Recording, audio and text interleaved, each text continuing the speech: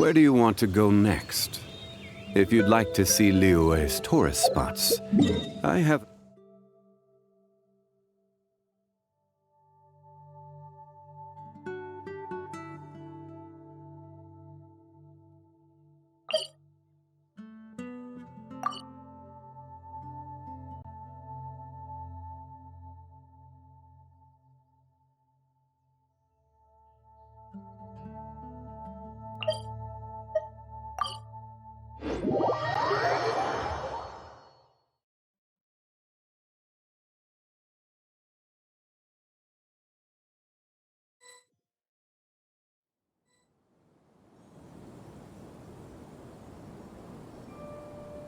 Come on, serious suggestions, please. I'm not trying to write a thriller here. It's supposed to be an essay, you understand? An essay! That means facts and logic. Well, if it's facts and logic you're after, you shot yourself in the foot with your choice of research topic, didn't you? The Tatara Suna mystery. When so much remains unexplained, there's little to be objective about. Unless, of course, you restrict yourself to textual criticism.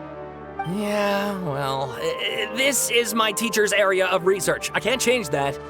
But it's fascinating enough without having to sensationalize it, don't you think? The strange location, the missing details, a mysterious person. I want to write my essay on something interesting, and I'm interested in getting to the bottom of all this. That's the only reason I came to you. Yes, you came to me, so all the more reason to take my advice. The fact is, it's the dramatization that will make people want to read it. There's no getting around that. Okay, but... Did one of them just mention Tatara Suna? But that's all the way in Inazuma! Is it just Paimon, or is it kinda unusual for someone in Sumeru to want to write a paper about that? Everyone here's just going about their business. Maybe it really is just Paimon. Guess people here are free to research pretty much anything.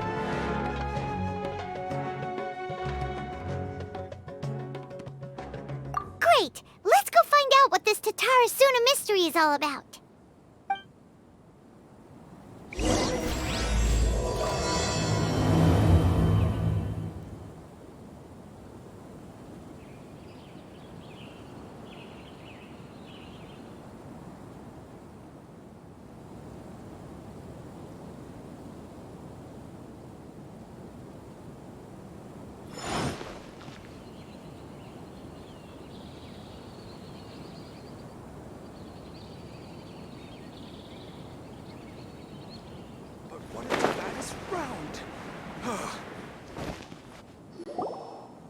Alright, I guess I'll go with my textual criticism and your editorial direction for the first draft.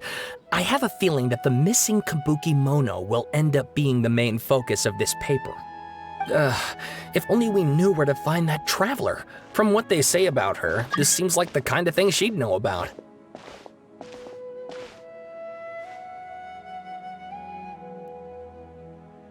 Oh, you're the traveler, you say? Hey, what's with that face? Don't believe us? No, of course I believe you. Actually, I first heard about your great exploits when I was still in Inazuma.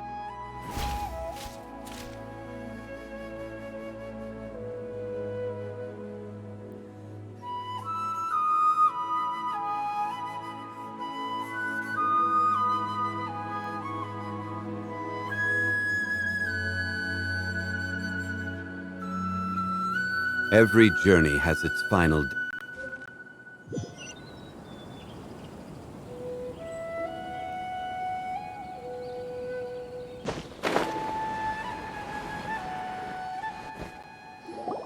Alright, I guess I'll go with my textual criticism and your editorial direction for the first draft. I have a feeling that the missing Kabuki Mono will end up being the main focus of this paper. If only we knew where to find that traveler. From what they say about her, this seems like the kind of thing she'd know about.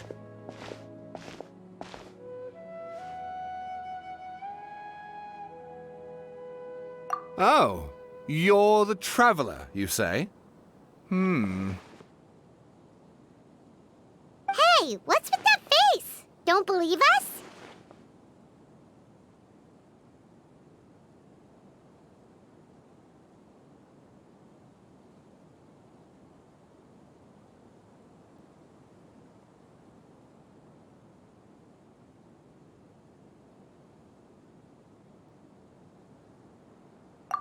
No, of course I believe you. Actually, I first heard about your great exploits when I was still in Inazuma. This is my first time coming face to face with you and your mysterious silver-haired companion. I couldn't believe my luck, and out of force of habit, I started, examining the evidence. Sorry. Oh, Sawada, for the love of... Sorry, we don't get out much, so our social skills are kinda lacking. Traveler, I hear you've helped many people a great deal and been to many places. Would you be able to tell us about Tatarasuna? Actually, we don't know much about that place either. In fact, we only came over here because we heard you talking about it and wanted to learn more. I see.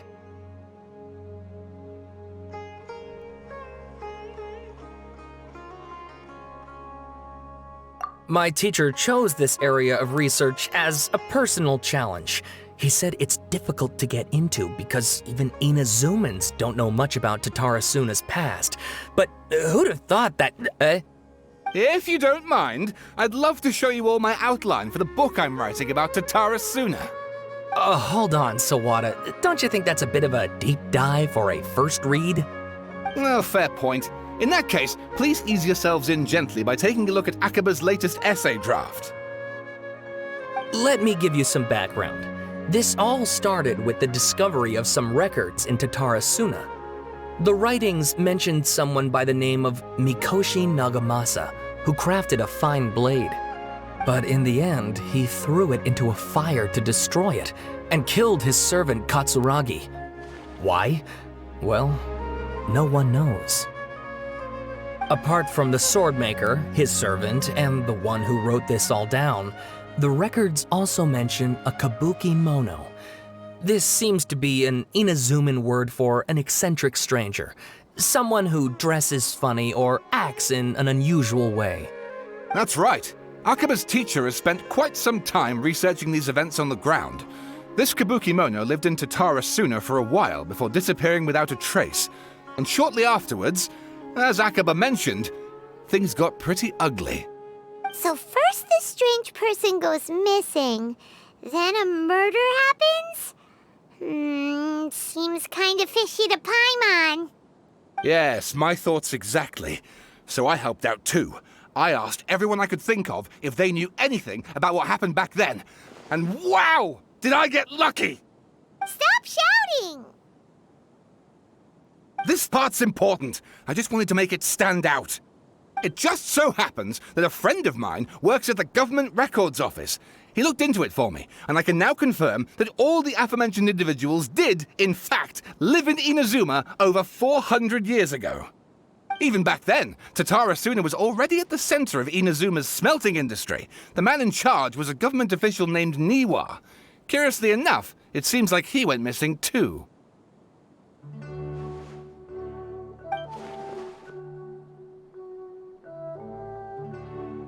Wait, so there are two missing people in this story now? That's right! What's more, Niwa is a name with a lot of history to it. Have you ever heard of the great swordsmith clans of Inazuma?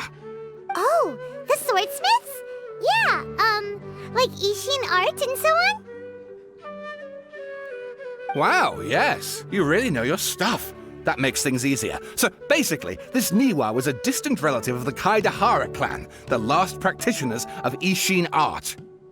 Something then seems to have happened in the Kaidahara clan, leading to their downfall. I don't know the details, but taken in light of everything else going on around that time, it makes you wonder whether it's all connected somehow. The Kaidahara clan? Sawada, you left out the biggest detail of all. Oh, yes, of course. How could I forget? Brace your minds, ladies and gents, for they are about to be blown. Or maybe you won't believe your ears. I wouldn't blame you, of course, because in all my years as a writer, this is by far the most. Get to the point, for Pete's sake. According to information acquired by Akaba's teacher, the Kabuki Mono was not a human, but a puppet.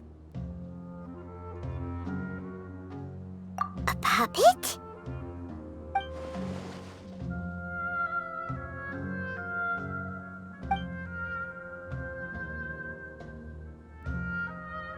Aha!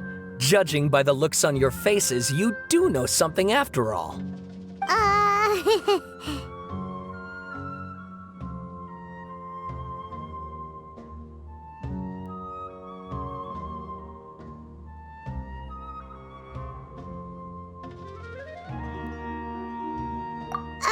No! Paimon just meant, how creepy. The way you described it makes it sound like a ghost story. I agree, it does. But considering that non-human races in Inazuma are by no means uncommon, spooky events are to be expected. And that's exactly what my book is about. Please, take a look.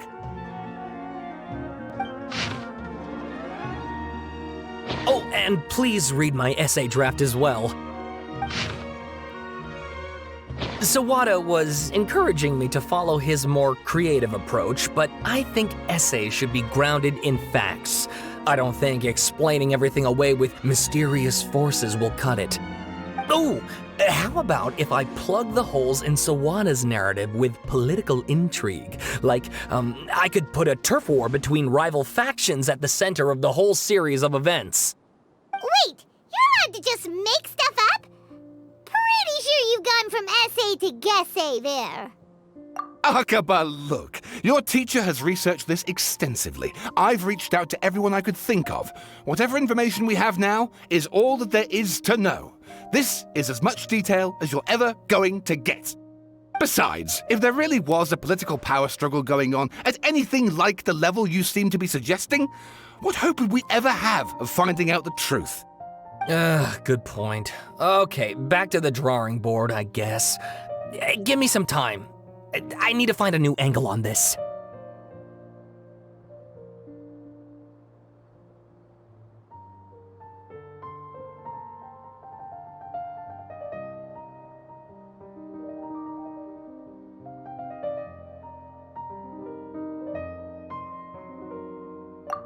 Some other stuff to do, so we'll have to say goodbye for now.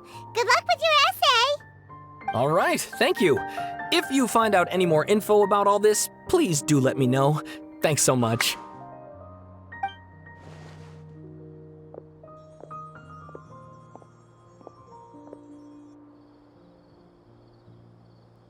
Hey, so that thing they were talking about, it has to do with the balladeer, doesn't it?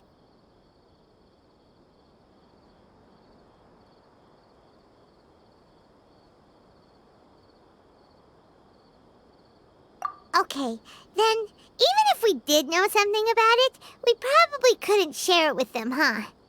After all, we kicked his butt and got him locked up. Information about people like that is usually super confidential, isn't it? If you ask Paimon, Akaba should just pick a different topic. There must be as many essay topics as there are trees in the forest. There's no point in...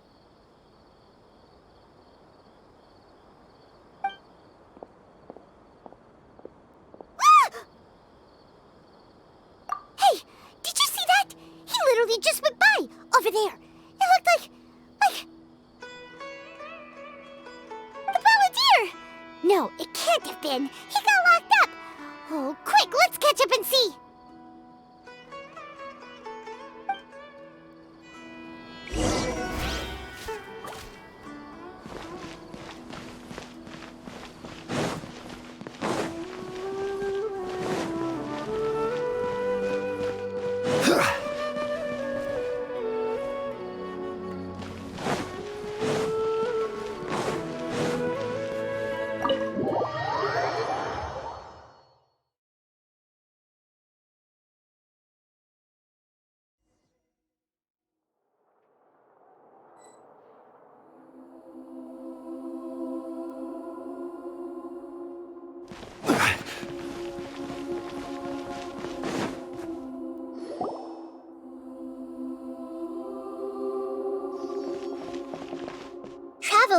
Paimon, there you are. Nahida! Bad news! We just saw the balladeer strolling around in public! Did he escape or... Ah! It's him! Sure enough, you're here. Hey! What are you doing in the sanctuary of Surastana? Aren't you supposed to be lacked up? I know you must have a lot of questions. Please, allow me to explain. It was my idea to set the balladeer free. We made a deal, and he's gonna do some investigation in Irminsul for me. A deal? Huh. You sure you trust this guy? What did you expect? Why do you think Sumeru would keep me around otherwise? Or maybe killing me is all you can think about. But if that's the case, why haven't you done it already? Don't flatter yourself. It was... Nahida said there's still some mysteries in you to figure out. Ah, so if it were up to you, you'd finish the job? Guess I had you all wrong. There I was thinking you were just getting cold feet. Well, that escalated quickly. Not a good start. Could I ask you all to please calm down? But Paimon's worried about you, Nahida. Don't let him trick you. It's not every day you see people questioning the God of Wisdom's judgment. Just when you think you've seen it all. Don't you dare try to drive a wedge between us! As long as the terms are reasonable, I don't think there's a problem in making a deal. Even with the balladeer. Well, I for one have no reason to doubt you, considering you even struck a deal with the doctor. Yes, one in which I gained valuable information. You'll come to understand more about that in the fullness of time. The balladeer's power was all but completely spent after your battle. He's no longer strong enough to be a strategic threat to us. That puts him in quite a precarious position. Plus, he's a former harbinger with knowledge of many of the Fatui's sensitive secrets. Being stuck here in Sumeru could make him a sitting duck, depending on how the Fatui plan to respond. Wait a second. Farmer? You mean he's not a harbinger anymore? I take no pleasure in saying this, but it seems as if the doctor had no intention of welcoming back a loser, so... Sometimes it's you using them, other times it's them using you. Most human relationships are this way. Certainly all the stable ones are. That's how it was between me and the Fatui, and also between each of the harbingers.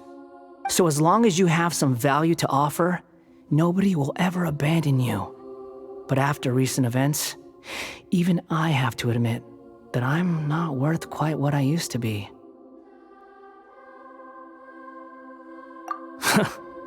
Well, if the Fatui are gonna reevaluate my utility, I need to have a backup plan for myself.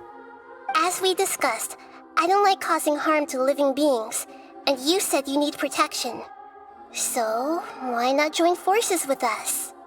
I think these two have made their objection to that idea fairly clear, don't you? And they're your friends, so I guess you'll be siding with them. Yeah, obviously! Nahida, don't listen to him! Then let's put that discussion to the side for now. We still have time. Today can be a trial run. Where we go from here will depend on how well we manage to cooperate today. All right, then I'll do what we agreed. Good. Go now, and keep in touch. Nahida, are you serious about this? Yes. I have my reasons for this decision. In fact, I'm largely doing it for your benefit. Yes. As I told you once before, there's information about your twin in Irminsul. Oh, yeah. Actually, that's the whole reason we came to see you today. So, you have an update on that?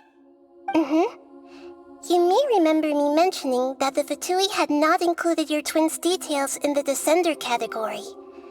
This is an extremely important point. It's possible that the Fatui have other information that even I don't know about. And since the balladeer used to be one of them, He'll be better acquainted with this information than I am. He was granted the power to connect with Irminsul when he almost became the god of a new era. Even though he no longer has the Gnosis, some traces of its power remain in him. He can still connect. The amount of information in Irminsul is vast beyond description. Sifting through all of it without knowing what to look for would take too long, even for me. So I asked the Balladeer to search in Irminsul for any information about the Descenders. He's more familiar with this kind of information, and should be able to find it more quickly. Exactly! Or what if... Paimon just doesn't trust him! He's treated us as enemies every time we've run into him! I understand. But sometimes, everything is dictated by which side you're on. How things will go in the future depends on what information he brings back. And Traveler, I know what your heart desires most of all. Our minds have connected several times before. There is a corner of your heart reserved for an intense longing. A feeling of being all alone in the dark, searching for the one candle whose light still burns. As Sumeru's deity, it is my responsibility to be on guard against the Balladeer. But as someone who counts you as a friend, I want to do something for you. If this deal with the Balladeer can give you the answers you've been longing to find, then it's worth it.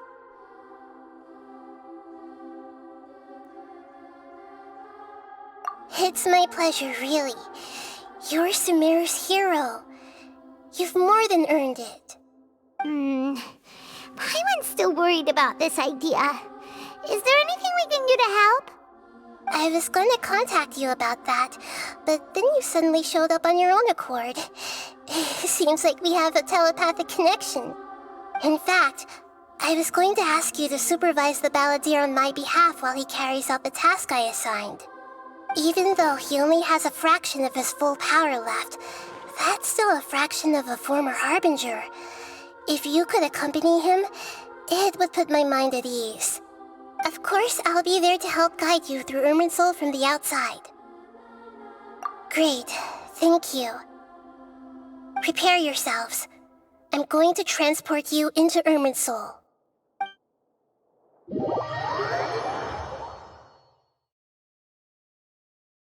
Wow, it looks pretty different here compared to last time. The colors are gentler. Guess that must be because Sumeru's at peace now. Look at that. Hot on my heels. You know, you didn't have to cut your catch-up short just to keep me company. Oh, but I guess you panicked when you realized that I might enter Irminsul ahead of you. Shut your beak, jailbird! No way a prisoner gets to be so smug! I understand that prisoners have to put up with harassment from the guards, but right now, I'm on temporary release, so maybe you should think about backing off a little. Sounds like a successful rendezvous. I need to be quite clear about something. In a few moments, you'll be entering into the innermost region of Irminsul. It is an environment like no other, and the most important place in all of Sumeru. Unlike anywhere else, Irminsul's inner region consists exclusively of torrents of information. You must put aside your differences and be extremely careful as you navigate your way through. I know there are many grievances between you on both sides, but it is essential that you remain calm after entry. This is as much for your own safety as anything else. Fine, let's call it truce, but only until this mission's over. Let's cut each other a little slack, shall we? We are going to be traveling together after all. Per my agreement with Lesser Lord Kusanali, I'll be at the front. It's my job to lead the way and get rid of any obstacles in our path. All you have to do is keep your pretty eyes open and try not to fall behind. You sure are confident. Paimon will give you that. You make it sound like you're even more experienced at adventuring than us. If there are no further objections, I suggest we get going. Or did you need some time to mentally prepare yourselves? Ew! Ugh, the snark on this guy, it's unbearable.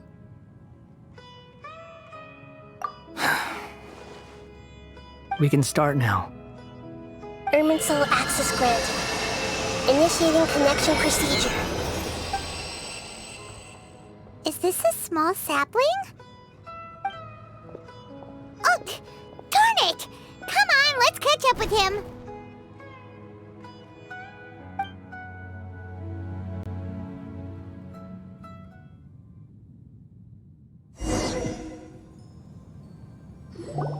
Wow! So this is the inside of Irminsul. Ooh! Paimon's never seen anything like this. And it feels like a sacred place. Irminsul is closely intertwined with the entirety of Teyvat. Every bit of information flowing here means something. Pick your jaws up off the floor. It's time to go. Why is it that Paimon just wants to do the opposite of everything he says? Lesser Lord Kusanali, we will now proceed to the heart of Irminsul. Can you still sense where the heart of Irminsul is? Yes. Permission to begin searching for information there? Permission granted. Go ahead. Let's go. Stay close. Don't go running off. Hey, so say we did go running off in here. What would happen? What are you smirking at? I was just imagining the look on your travel companion's face if you went and got lost. Anything's possible in here. You can't rule anything out. So if you want to stay safe, your best option is to stick close to me.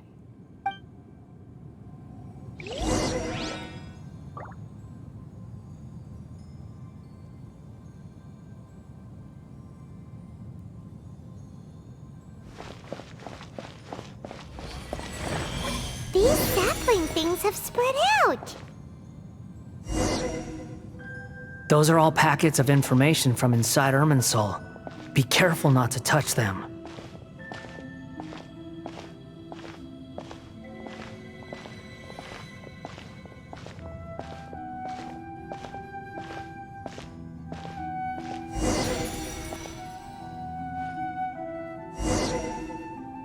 It looks the same in every direction.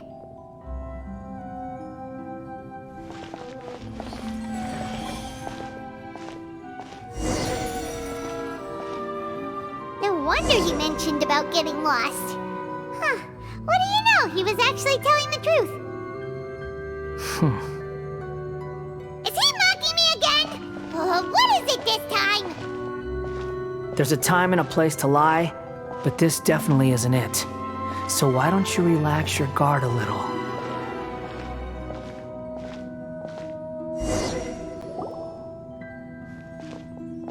We're here. What a huge tree!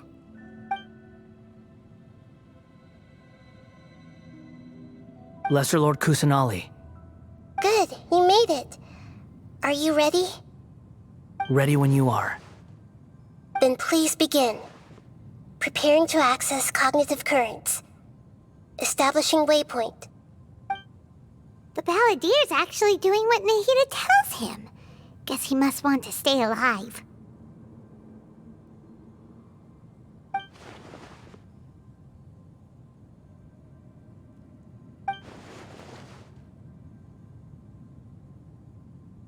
The rest is up to you.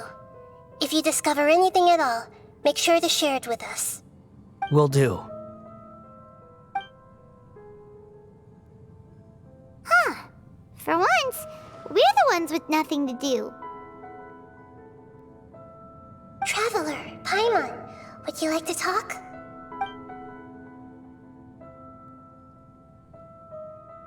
Yes, I've also invited Paimon to join. Huh? What the? We can talk to each other inside our heads?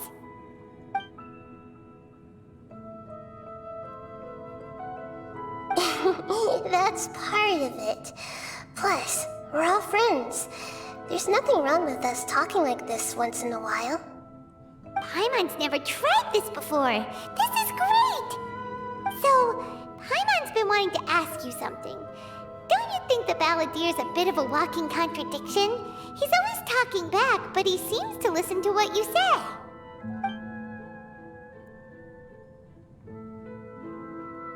As I've told you before, there are still some mysteries for him to resolve. Things that are clear as day to me, but that he has yet to understand. Perhaps today will be the day that he finds some answers.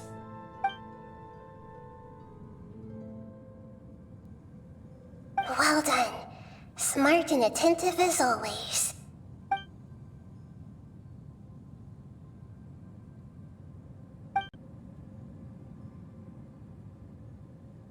So, you made contact with that part of his mind.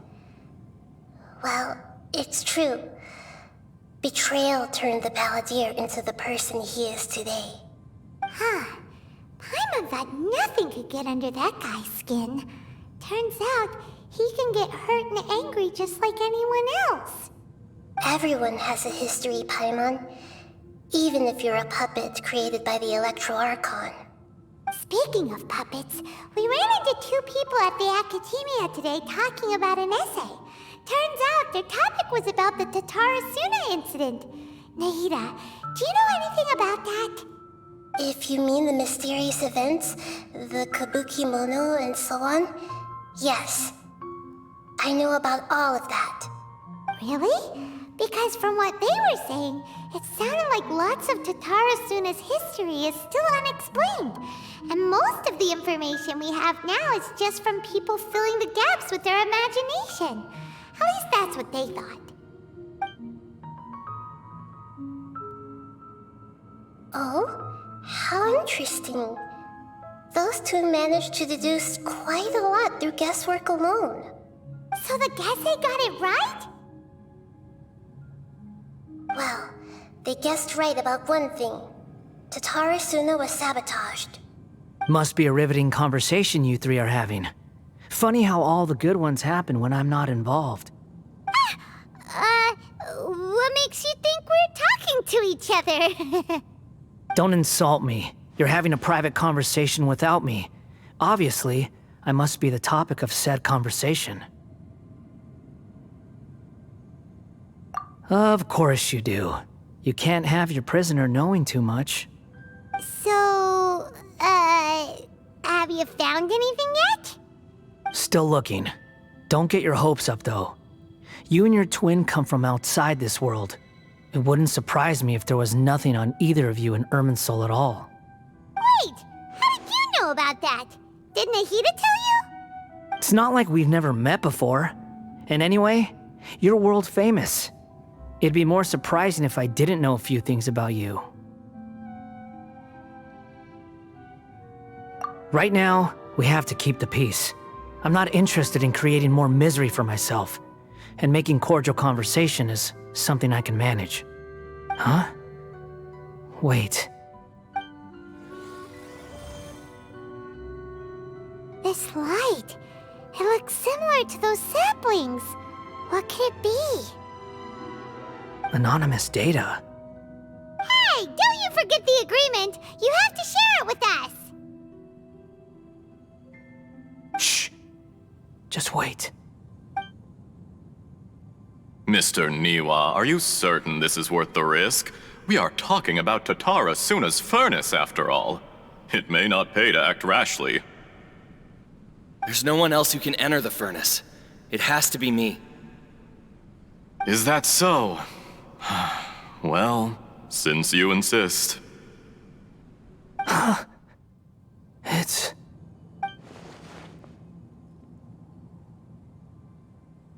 Whoa!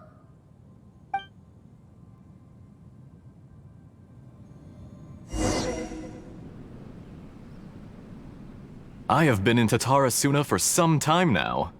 You have shown me great hospitality, as has Mikoshi Nagamasa, and indeed, everyone else. Under your leadership, Tatarasuna is a warm, welcoming place, like a giant village. People are gainfully employed, their lives have purpose, they are motivated. As I understand, the Raiden Shogun has, in recent years, eliminated much of the evil that plagued Inazuma. As for Tatara Suna, it was originally established as a means of safely disposing crystal marrow. The forging industry with crystal marrow as a raw material has since flourished, giving rise to generations of swordsmiths. Some world-renowned, others unknown, all passing on their legacy. Skills, blood, dreams. Every smith brought into this trade looks to find their purpose between steel and blade. That is why you accepted the proposal brought to you by myself and Akame. Yes, well, were it not for you coming to Inazuma and happening to make Akame's acquaintance, the two of you never would have joined forces. And he would be the first to admit that there's no way he could have revolutionized our forging process like this on his own. At least not on the same timescale. You allowed Akame to take all the credit for a method that you jointly developed. He sold it to me, and now every piece of ore here is smelted using the new technique. Even now, you remain one of Tatara Suna's key consultants, working right here alongside us. I believe it is you, sir, who are truly responsible for the changes in our manufacturing and forging methods. You flatter me. From the outset, I saw much that was commendable in the forging industry of Inazuma, and it has been my great honor to befriend you all. So you say, Escher. But is this really the truth? My good sir, what do you mean? I tried to resist thinking it was all connected, because I didn't want to speculate, and I didn't want to believe that things could turn out this way. What have we gained from adopting your new technology? Ominous black smoke? Mounting production problems? Worker fatigue and casualties are up and continuing to rise at an alarming rate. And recently, as you well know, someone died because of that strange filth inside the furnace. We've kept the truth from spreading outside, but still, I suspect you understand it better than I do. None of the people who went out to get help have come back. Now, our mutual friend, the Kabuki Mono, is taking the Golden Feather to Narukami Island to seek an audience with Shogun. This is our last hope. But that doesn't faze you, does it, Escher? Nothing does. Otherwise, why would you still be standing there with that smile on your face? I'm just surprised that you finally chose to be so sincere. I'm sure you've been harboring these suspicions for quite some time. Mikoshi Nagamasa may have noticed that there was one common denominator among all these events. Namely you, Escher. But Mr. Mikoshi is more cautious than I. He does things by the book. After all, Nagamasa is the adopted son of Mikoshi Torichio, the yokai struck down by the Shogun's own hand. If he truly seeks to redeem his family's honor, an abundance of caution is well advised. You're well informed on the subtleties of his situation for a mechanic all the way from Fontaine. Are you sure you're not a little overqualified? Why, Mr. Niwa, are you suggesting I find a job as a diplomat? Sadly, I am so very attached to my craft. Enough, Escher. I'm here because an evil force is raging inside the furnace. And someone needs to take your new device inside the high-risk zone so we can absorb it and put an end to the problem. I'm in charge here. And I'm about to take some responsibility and head inside. Probably to my death. But what about you? What are you still doing here? Judging from the look in your eyes, you don't seem to trust me. Drop the act! We're past that now. Whoever you are, it looks like your plan to destroy Tatara Suna has worked. I just want to know what you're still doing here. What's left? Don't you have all your answers by now? Honestly, I'm just waiting for the right moment. A moment like this, where you finish talking and I stop you from entering the furnace. You...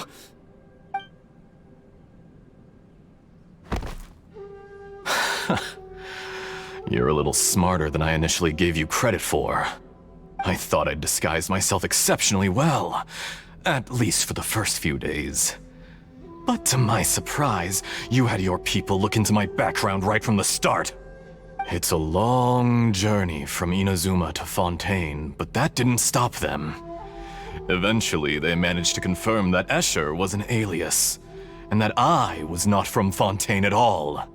And yet, despite all of that, you still fail to realize my true identity, and what I seek in Tatarasuna. Did you really think you would be able to see through my plan? If you kill me, there's no one who can get inside the furnace. So you're really going to destroy this place? Is that it? Oh, but you're quite wrong. There is one other person. Some may not see him as a person, but you told him yourself. You're not a puppet. You're a human. You're just missing a heart. Whoever you're working for won't get away with this. They'll be found out. But this makes no sense. What are you really trying to accomplish by all this? Why go to all this trouble? It's no trouble at all. Patience is a virtue which I have in abundance. This is all part of a carefully controlled experiment. If you must know, I'm happy to divulge my true identity. I'm a Fatui Harbinger. Call me the Doctor. The Fatui? Who? What do you want? Just to create a minor inconvenience for your nation. That's it? That's why you gave us your cursed technology? Just to let loose the evil energy from the crystal marrow? Look how even the righteous soul is filled with venom when faced with its demise. My device functions precisely as you say. It is the only chance you have of preventing a catastrophe and keeping the truth from the outside world. However, I did not make it with you in mind. It is easier for a person to be possessed by evil spirits when they are filled with hate. So give in to your fury. I want to see what happens when a malevolent heart is placed into an unsuspecting puppet. Make no mistake, even without you, that pure, innocent puppet would only end up being used by someone else instead. What other reason would a human have for befriending one who is not of our kind?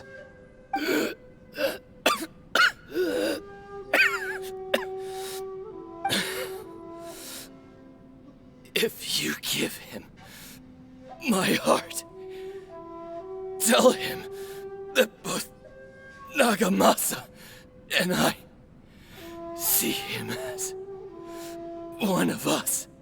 He has nothing to prove to anyone. Because not everyone just wants to use other people. The only ones who think like that are people like you. What a beautiful way to see the world. It almost makes me feel a little guilty.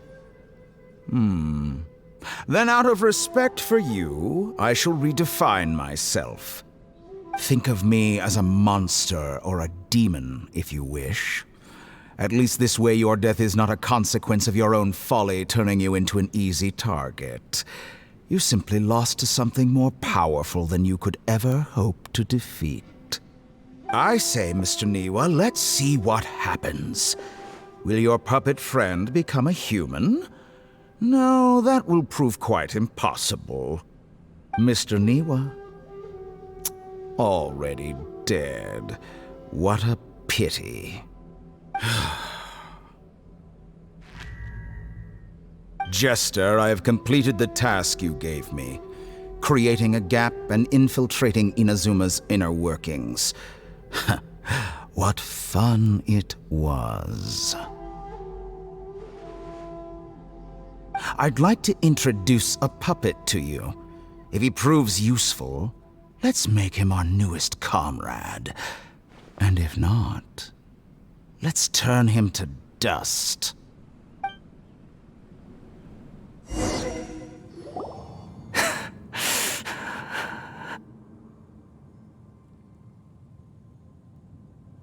Hey, are you alright? Dottore?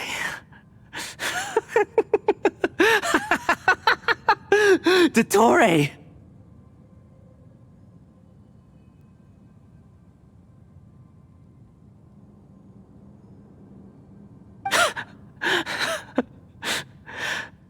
Good. Good. Was that the doctor? Did he turn into a mechanic from Fontaine?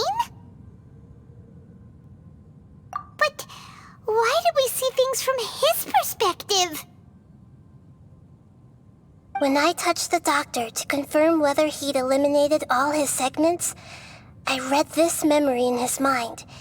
You have to admit, it must be the truth. Maybe so, but it means nothing. Does it? But this memory shows that Niwa didn't betray you. He never meant for you to be the one to take the device into the furnace. You know very well what that means. Even more so than I.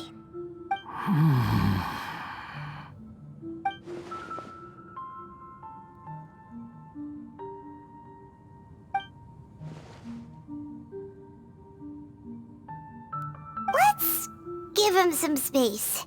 He looks really mad. Paimon doesn't want to be anywhere near him right now. We need to give him some time to process his emotions. Paimon's still confused about the Tatarasuna incident. So, the doctor was behind it, but why has that gotten him so worked up? Nobody has ever deceived you like that, Paimon. It's natural that you find it difficult to understand. Perhaps he needed to learn this someday. So now you have the complete picture. Katsuragi took the kabuki mono to live with the people of Tatarasuna. Later, the doctor showed up, disguised as the mechanic from Fontaine. And that's when the trouble began. It was all a horrific experiment planned by the doctor. Everything he did was just to plant seeds of disaster in Inazuma that would bear fruit in the future. Of all the unwitting participants in the doctor's experiment, the balladeer became the main test subject. After the events you just saw in that memory, the doctor put Niwa's heart into the device and handed it to the balladeer. Then, he instructed him to enter the furnace and absorb all the filth caused by the smelting process. The load was far beyond what he expected, but the balladeer survived. He left the furnace in sheer exhaustion and said to the mechanic, "This device seems to have protected me. What's in it?" The mechanic answered, "Niwa fled this place for fear of punishment, but he left you a gift. He said it's the one thing that you've been looking for."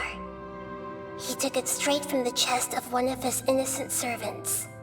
The mechanic removed the withered heart from the device as he spoke. The balladeer was stunned that such unthinkable cruelty had brought him the thing he'd been longing for his entire life. A heart acquired through cold-blooded murder is a cursed thing, but it had protected him from the filth. He thought Niwa had completely betrayed him, and yet this very betrayal had ensured his survival. Overwhelmed with anger and sorrow, the balladeer threw the heart to the ground and left Tatarasuna without looking back. Holy moly. So the doctor killed an innocent man and pinned everything on the victim? That's terrible.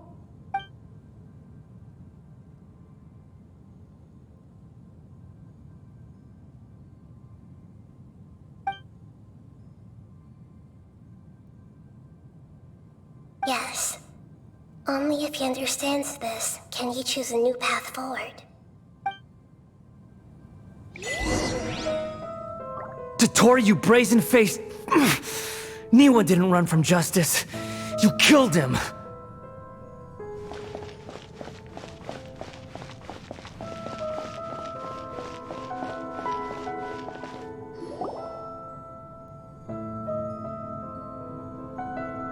Shall we see how he's doing? Hey, you alright? That's a scary expression. Are you worried about me? If we didn't have such a history, I'd almost think that qualifies me to be your friend. It won't. I'll keep my end of the deal. Hey, are you investigating the stuff we want to know about? That's why we're here. But unfortunately, there's no information about the Descenders in Irminsul. Even if you can't find anything, that seems to confirm it. Irminsul does not keep records on the Descenders. Anyone who comes from beyond this world is not counted as part of Teyvat. Oh, does that mean we have to leave empty-handed?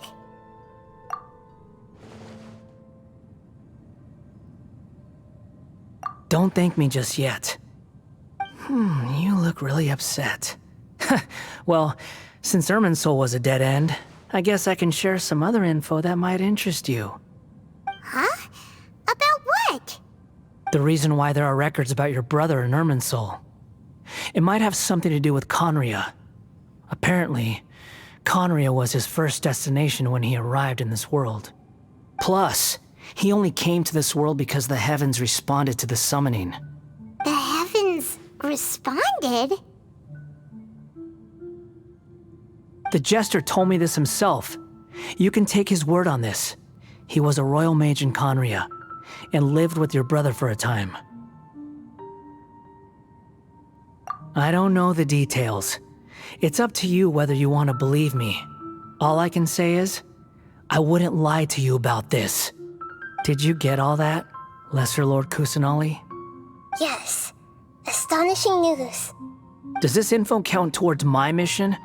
It wasn't from Irminsul, but was it valuable? Very valuable. Good. In that case, I'll take some time for myself now. Huh? What have you done? Lesser Lord Kusanali was right. My power's all but completely spent.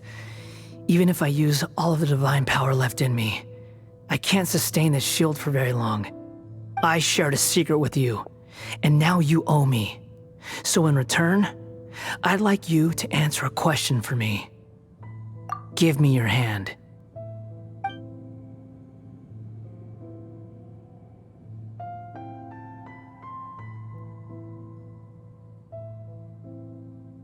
Can you hear my voice inside your head?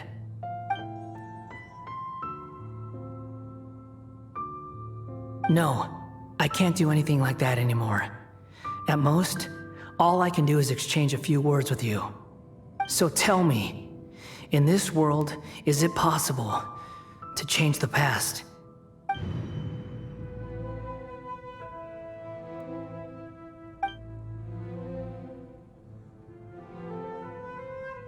Done. Huh? What the? What happened? Paimon only saw you hold hands for a second. Nothing. I was just thanking her for helping me.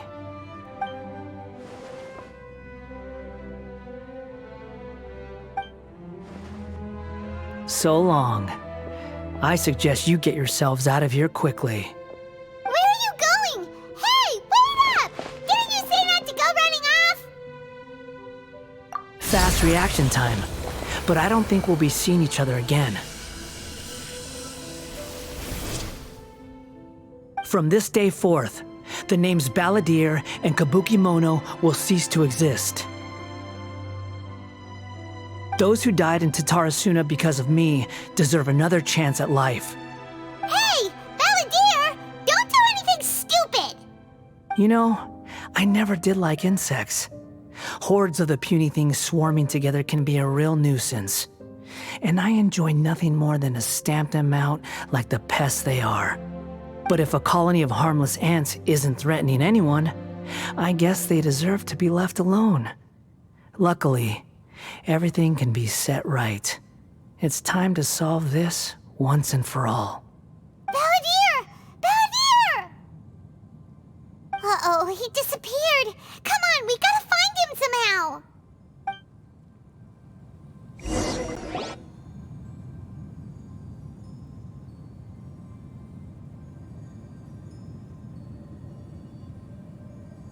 Oh no, he's really gone! Oh, can you hear me? Nahida! Traveler, Paimon, Balladeer, what happened just now? I was suddenly cut off by some kind of power. It was the Balladeer's fault. He shut you out! I didn't think he'd be capable of something like that with so little power left. Did he keep some of his power hidden when he was defeated? Or did he achieve something beyond his abilities, and it took everything he had? Where the heck did he go? Ugh, it's all our fault. We were supposed to keep an eye on him. Sorry, Nahida. Don't be. It's not your fault.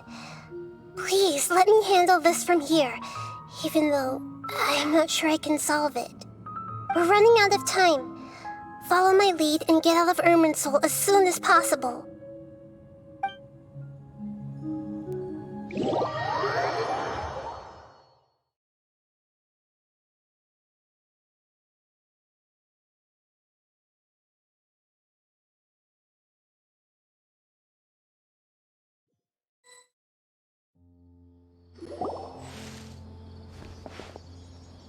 We're out! And we're at, an inn or something? This is an emergency. I'll have to ask you to stay here for now. Everything's arranged, and nobody will disturb you. I'm sorry, but this isn't something I need your help with. Leave this one to me. An emergency? How bad is it? Nahida, will you be okay? Don't worry. If my assessment is correct, though there may be some minor disturbances, it won't lead to a disaster. Please rest and recover your strength here until I say it's safe. Her voice has gone. Paimon can't shake the feeling that something really big has happened. What do you think the Balladeer meant? And why did he suddenly grab onto you before?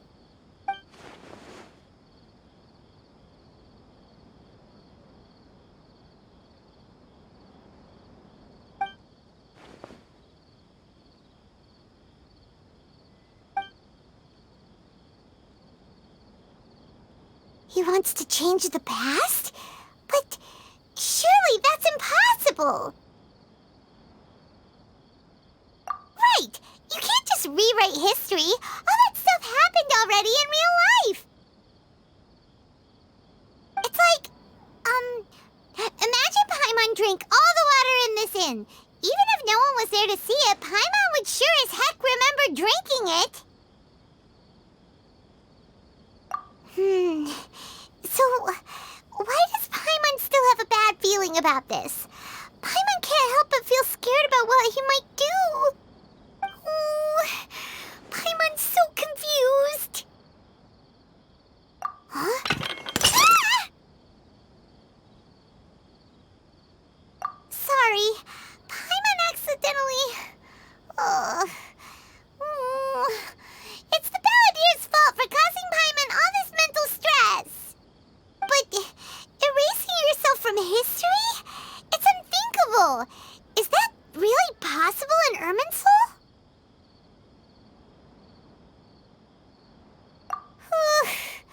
Uh-oh. Paimon's head is overheating from trying to understand what he's up to. And it's still not working. Ugh! Paimon's had it with that little brat. He's been nothing but trouble ever since we met him. There's no way he'll actually succeed, right? Otherwise, won't everyone who's connected to him be affected too? too?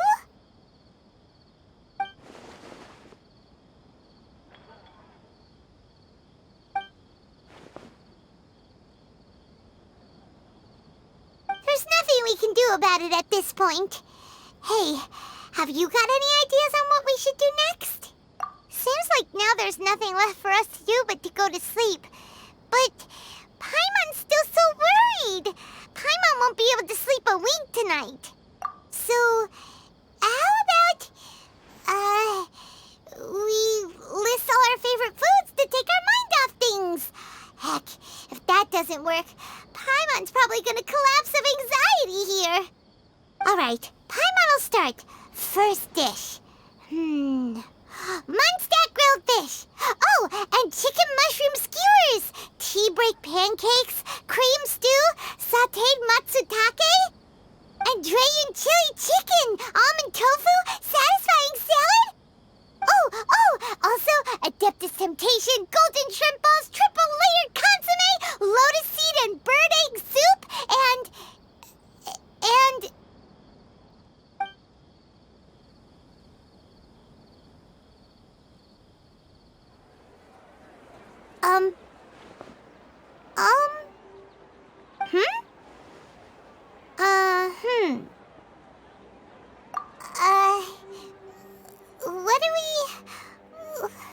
What was Paimon supposed to be doing just now?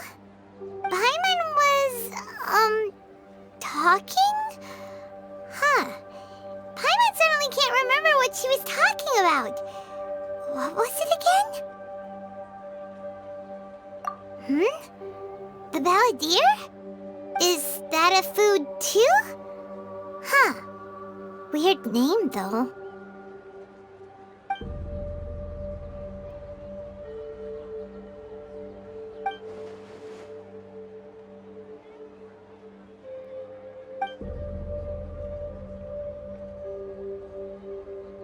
What's wrong? Your eyes are like saucers. Was it something Paimon said? So, the balladeer. Is that someone's name? 'Cause it sounds like a nickname or something.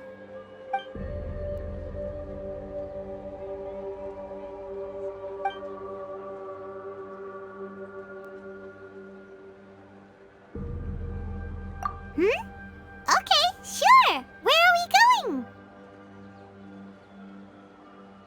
Huh? Fine by Paimon, but is everything okay? You're acting like this is an emergency.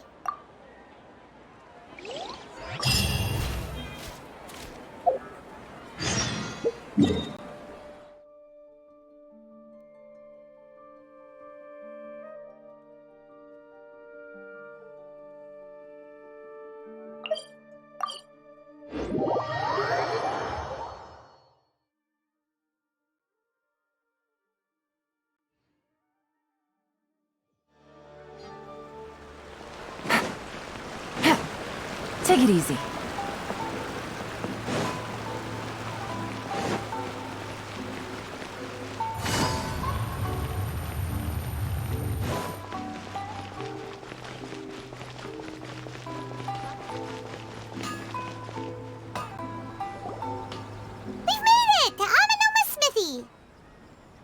Ah, it's been a while.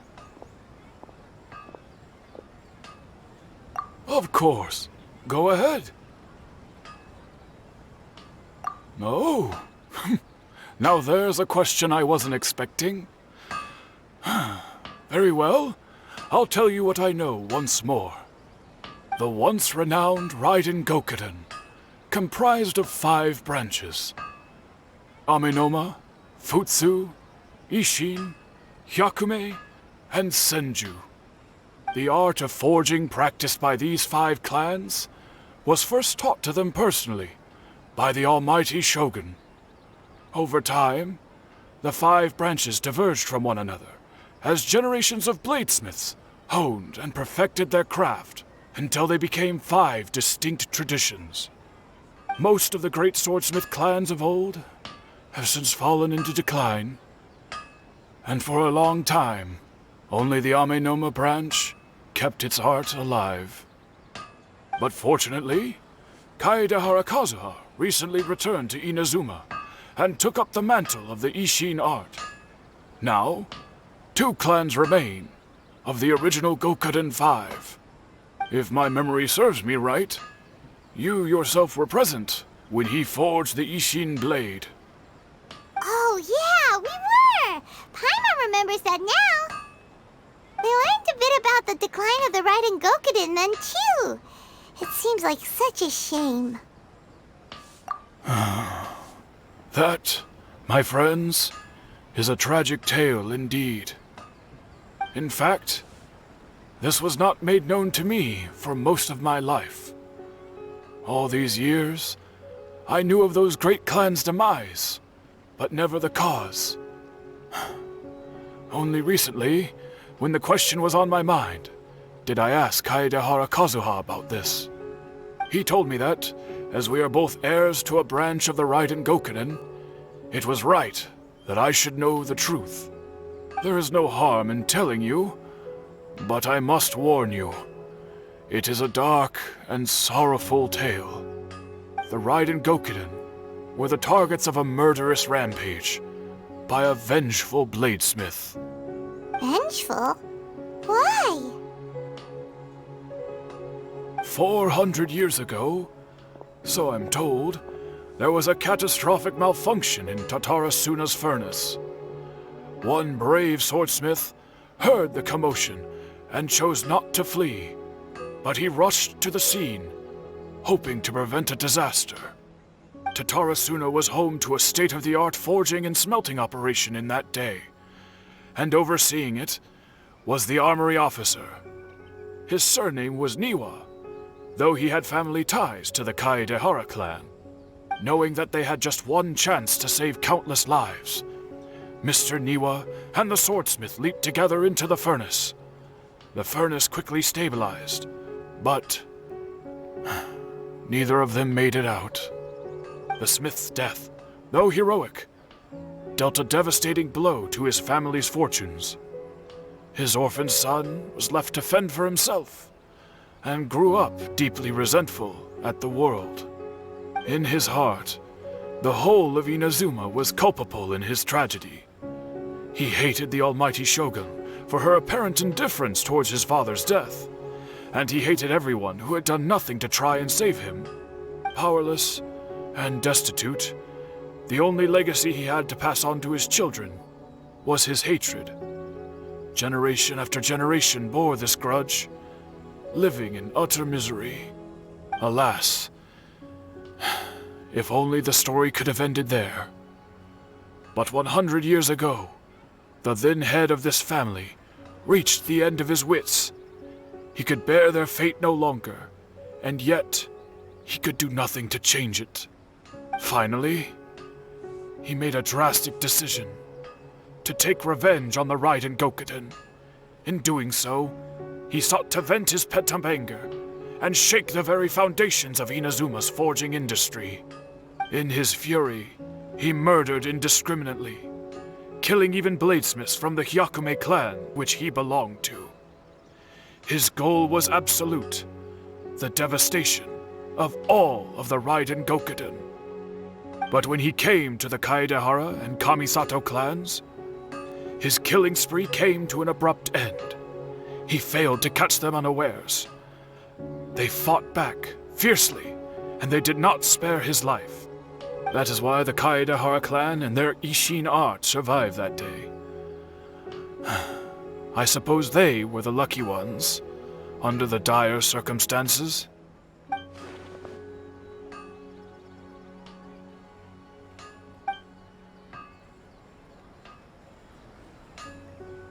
Was there anything else you wanted to ask?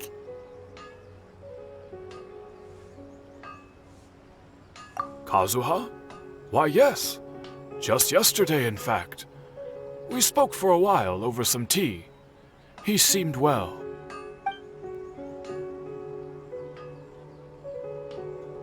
My pleasure. Don't tell Paimon.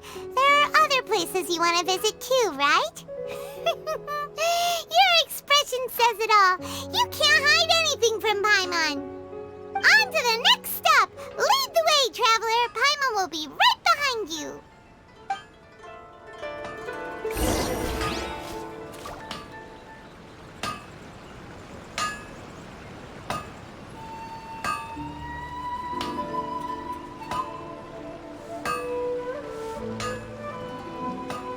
Okay. Unrelenting patience.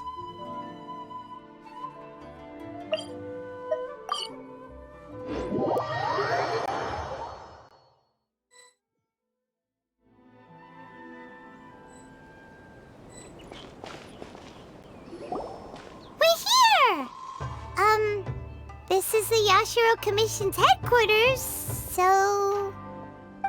Traveler, it's been a while. If you're looking for the Commissioner and Miss Kamisato, I'm afraid your timing is unfortunate. They're not here right now. Are they out on business? The Commissioner is out on business, and Miss Kamisato is standing in for some meetings in the Commissioner's place. If it's urgent, you're welcome to wait inside until they get back. What do you think?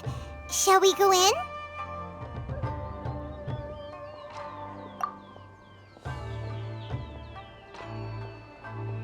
If it were anyone else, I couldn't allow it. But seeing as you're so close with the Commissioner and Miss Kamisato, I think it should be okay. We'll be heading in then. Thanks!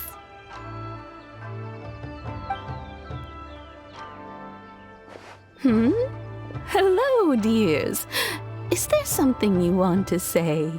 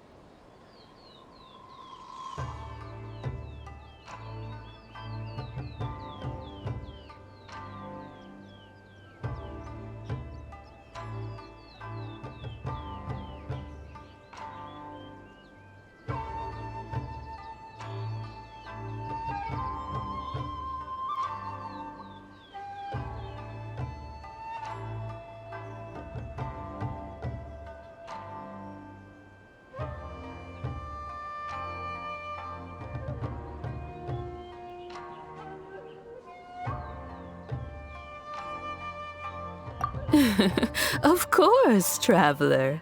Yes, I know who you are. Miss Kamisato has told me about you. What would you like to know? Oh, they're both very well indeed.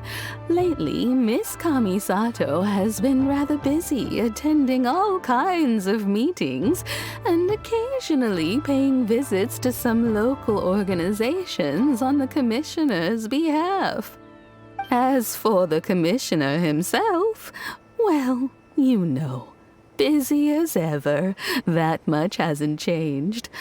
Although he does seem to be in a rather good mood these days.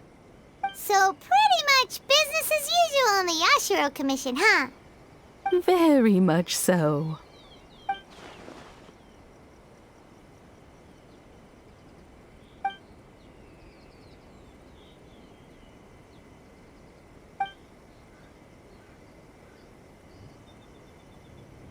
Well, got any more questions? You're very welcome. In fact, I would love nothing more than for you to come and visit more often. But I'm sure you must be far too busy to have time for that. Miss Kamisato talks about you all the time. She seems so thrilled to have you as a friend, and she's always saying how talented you are and how much she admires you. I must say, many things in Inazuma seem to have taken a turn for the better since you arrived here. So you're not just Miss Kamisato's knight in shining armor, you know. You're a hero to us all. I mean it. Whenever the commissioner dines at home, Toma always joins him. I always find myself at my most relaxed when I'm serving the two of them and listening to them chat away. The commissioner has such a busy schedule that he doesn't always have the chance to take his meals at home. But given the opportunity, he always prefers to dine here. They say it's because Toma's a much better chef than most. Oh, the commissioner is so fond of home comforts. They get to talking about you sometimes too, you know. Always with a very fond tone. The way one would talk about dear old friends around whom one can truly be themselves. Miss Kamisato occasionally joins them as well. Whenever the whole family gets together and they start talking about people they've met and experiences they've had, you always get a mention. It's been many years now since the late Mr. and Mrs. Kamisato passed away. Much has happened in the Kamisato clan in that time. As someone who is old and gray enough to have watched their son and daughter grow up, it makes me so happy to see them meet a dependable friend whose company they enjoy so much. So, in the future, if you ever do have the time, please know you are always very welcome at the Yashiro Commission headquarters. There will always be at least one old lady who would be delighted to have the pleasure of your company. Wonderful. Thank you. Paimon likes it here too! Also, you were saying something about the food here being really great. Paimon's itching to try it. We may just have to invite ourselves around for dinner sometime. Paimon meant we should come pay a visit again real soon. Ideally around dinner time. Of course. You're always welcome. Alright, goodbye for now. Where are we going next? Great! Goodbye, ma'am! Don't worry, we'll see ourselves out. All right, then. Take care now. Hope to see you soon. Oh, are you two leaving already? Yep, everything's taken care of now. Don't worry. Very well. Safe travels. Goodbye.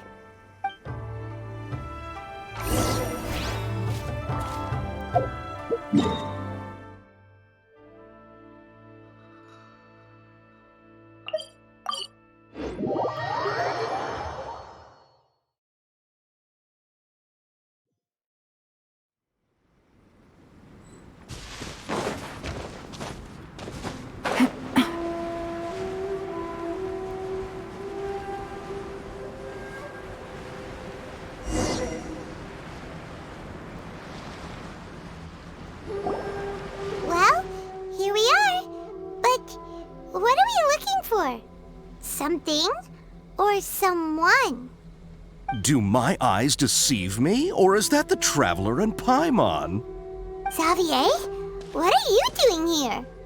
I was in the general area, and now I'm in this specific area. There, that's me. So what about you two? We have some questions and thought you might be able to help.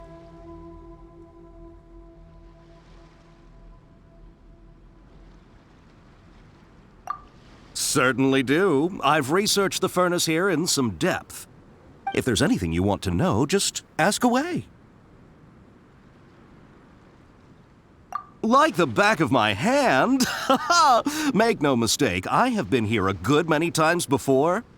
Not only that, but I've met people in Inazuma whose families used to live in Tatarasuna years ago. They said it's all true, the history here. Oh, well, it's a long story, don't you know? The tale of Tatarasuna starts a long time ago. I'm told that its history is one of the most foremost forging and smelting operations in the nation, goes back around 1,000 years.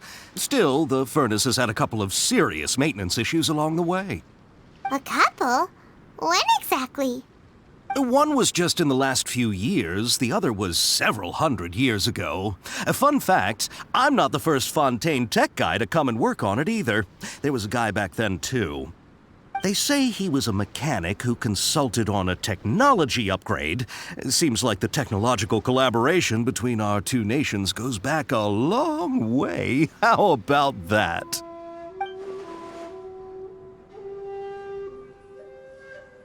Hey, weren't you gonna ask Xavier something about Tatarasuna? Come on, ask already. Oh, I didn't realize you two were here for a history lesson. Me neither. Paimon doesn't know what's gotten into this one today. Feels like we've been preparing for a history exam or something. What brought this on? Did you just wake up today with a sudden burning desire for historical knowledge? Sure, go ahead.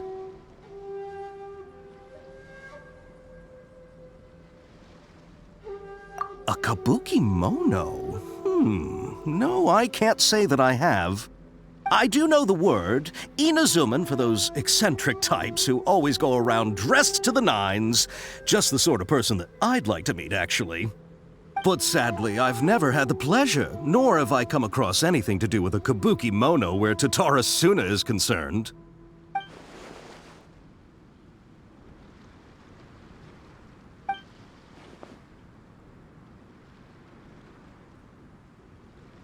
Of course! Don't mention it.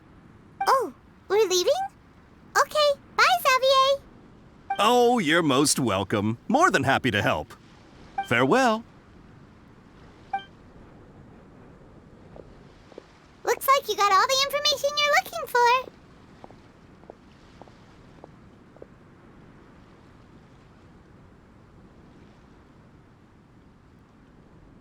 Sure, but what's up with you today? Whatever it is, it seems like it's really troubling you. Keep your smile, Spinal Crocodile. No matter what happens, Paimon will always be there for you.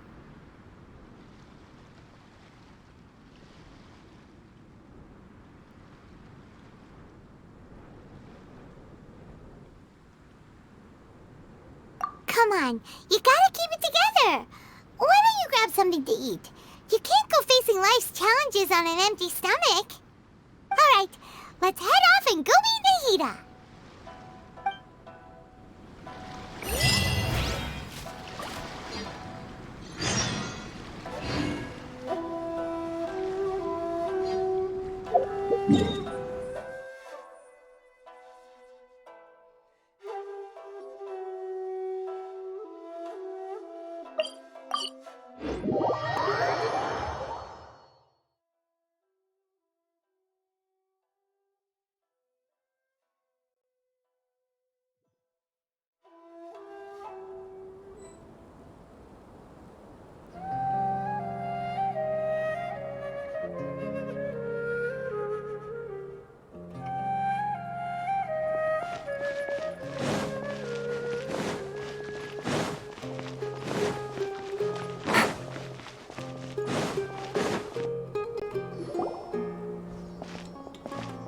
Hey, it's them!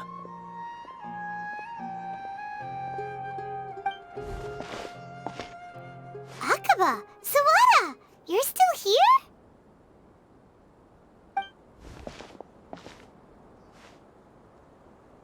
Indeed we are. If you have a moment, we'd love for you to join us once more. We have time. What do you want to talk to us about? It's the same topic we discussed last time. Obviously. Still looking for more info about Tatarasuna, huh? Should we join them?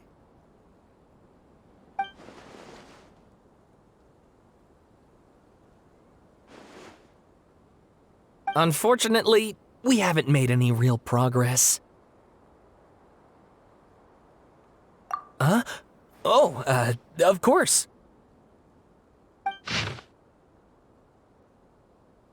I presume you'll want to read mine as well. Here.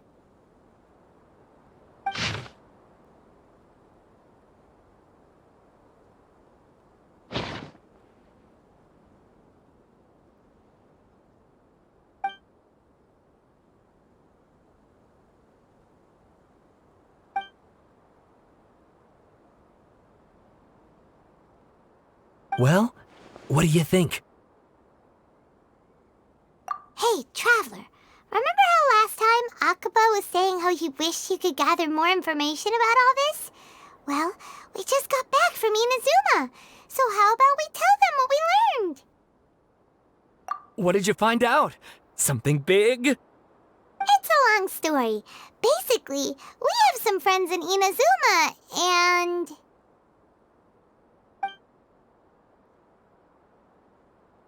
Wow, so many new details. Thank you so much for sharing that with us. Well, well. So it all comes down to one man's desire for revenge. Huh. You heard this from a member of the Arminoma clan, you say? Then I guess it must be true. Ugh. So there's no ghost story here after all. This new information actually lends further credence to my hypothesis. Evidently, swordsmiths were seen as having an incredibly prestigious role in society those days, to the extent that harming them was conceived of, at least by the perpetrator, as a way of exacting revenge against those in power. Yes, okay, point taken, you were right. But that doesn't mean I can't carry on with my novel. And they're back at it. These guys are really into this. Oh, so sorry. Look at us, prattling on about our projects and ignoring you. Thank you so much for the information. You're welcome. See ya. Keep us in the loop if you find out anything else. Will do.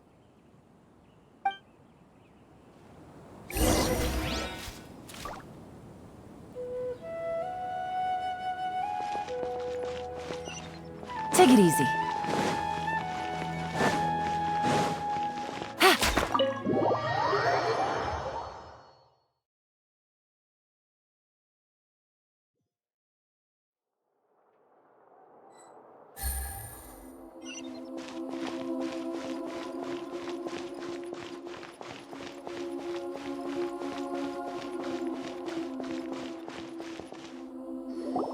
Nahida, we're here! Traveler, Paimon, how have you been? Ugh, where to start? Paimon hasn't had a moment's rest this whole time. That night, we ended up chatting and chatting until suddenly the sun was up. And then she decided she wanted to go to Inazuma. The Balladeer? This sounds like some kind of code name.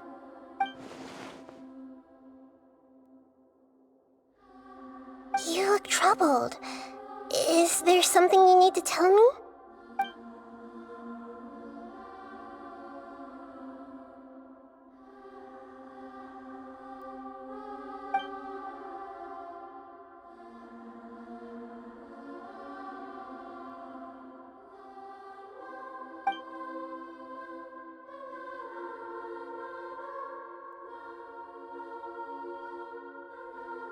Traveler?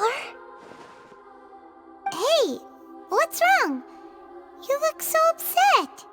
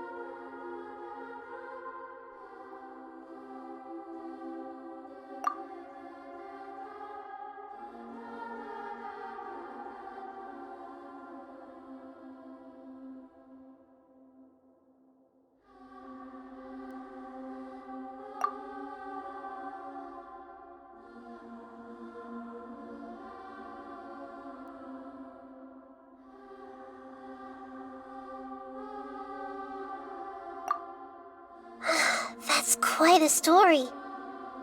So, this puppet known as the Balladeer erased himself from Irminsul, hoping that he could change the past. But how was he even able to do that? As the traveler said, he very nearly became Sumeru's deity. Admittedly, I remember it a little differently. I don't recall finding anyone inside the machine after we defeated it. Nevertheless, it does make sense. If someone were to successfully erase themselves from Irminsul, the world would change to reflect the new reality. So, you believe this person really existed, and we just don't remember him because... well, because he literally changed the world? Yes. Theoretically speaking, it is possible to do this. But I'm struggling to imagine the kind of person who would dare go through with it. The traveler comes from a world beyond Tevat. That's why there's no information about her in Irminsul. And it also explains why any changes to Irminsul wouldn't affect her. So if there's anyone in the world capable of retaining memories from a past that has been rewritten, it's you. It's quite incredible when you think about it. Paimon's having a hard time understanding this Balladeer guy's motivations. Why did he do it? I can only make inferences based on the information we've been given. As for what kind of person he was, only you remember that.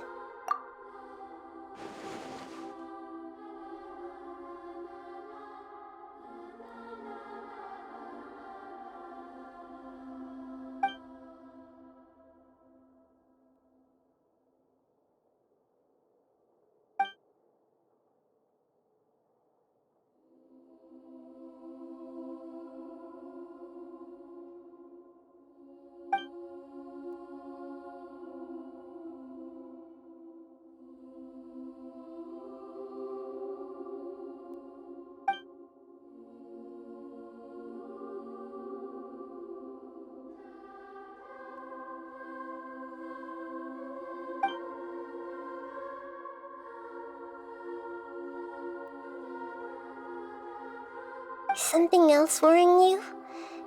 Something that you can't share? It couldn't change the fate of the ones who had died, right? Once the Balladeer realized he hadn't been betrayed after all, it must have completely changed his view of the people of Tatarasuna. Now he saw them as friends again.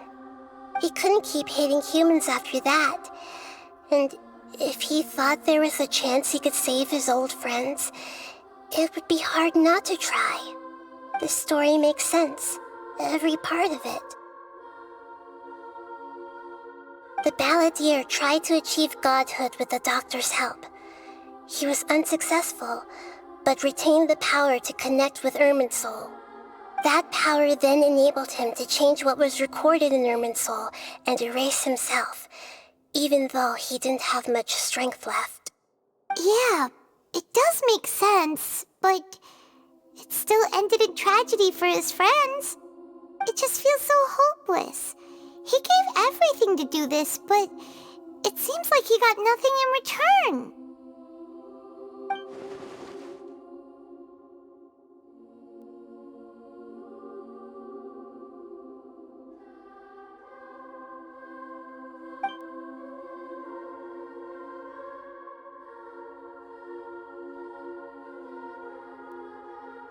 Please wait a moment.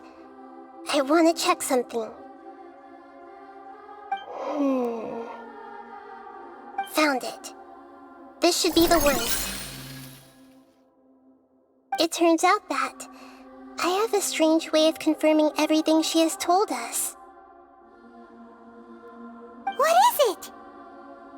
A record from a personal collection. It was tucked away in a corner. You should take a look.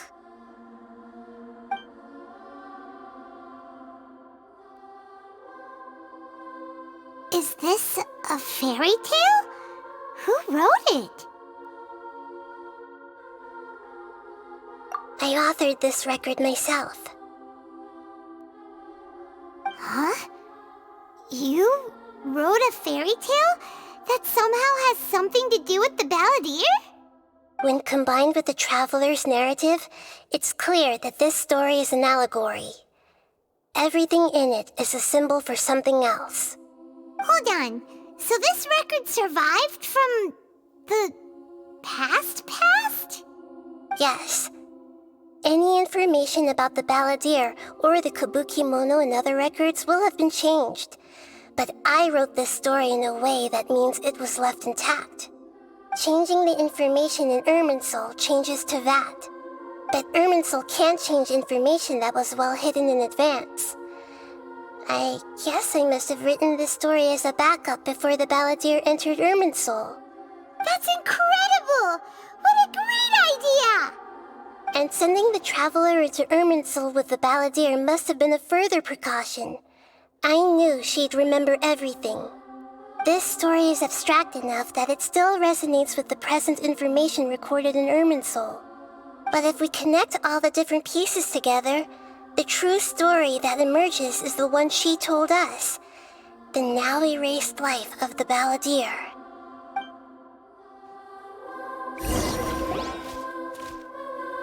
There was once a lone monster draped in fox fur. The monster found a family of foxes, joined them, and they became friends. The monster lived with the family day and night, and everyone treated it as one of their own. Once in a while, the monster would take off its fox fur at night and lament to itself as it gazed at its reflection in the water. I am a monstrosity, yet they are too foolish to see it. I pity them. But the monster soon found solace when another came to live among the foxes who was not their kin. A kitten, carved from the wood of a white tree who had been abandoned by the humans. The kitten too wished to become a fox, but its tail was too slender and it could not grow a coat of richly colored fur. Yet when the other foxes saw this, they spoke words of comfort to the kitten. Even without a tail and fur like ours, you are still one of us. Furious at this happy resolution, the monster lit a fire on the mountain. The terrified animals panicked as the fire spread. The only way to extinguish the flames was to make a sacrifice. A gray fox stood up and addressed the monster. It said, "You are the cleverest among us. Surely you can help us find a way to solve this." The monster smiled, led the fox toward the fire, and murdered it. The gray fox's heart was turned into a beautiful drop of water, clear, spotless, and pure. The monster gave the heart of water to the kitten, telling him, "The foxes have decided. You are the one who must be sacrificed. Take this, quench the flames, and die for your fox kin." The fire was extinguished, but the kitten lived. It left that side of the mountain and found a little bird who had a broken wing.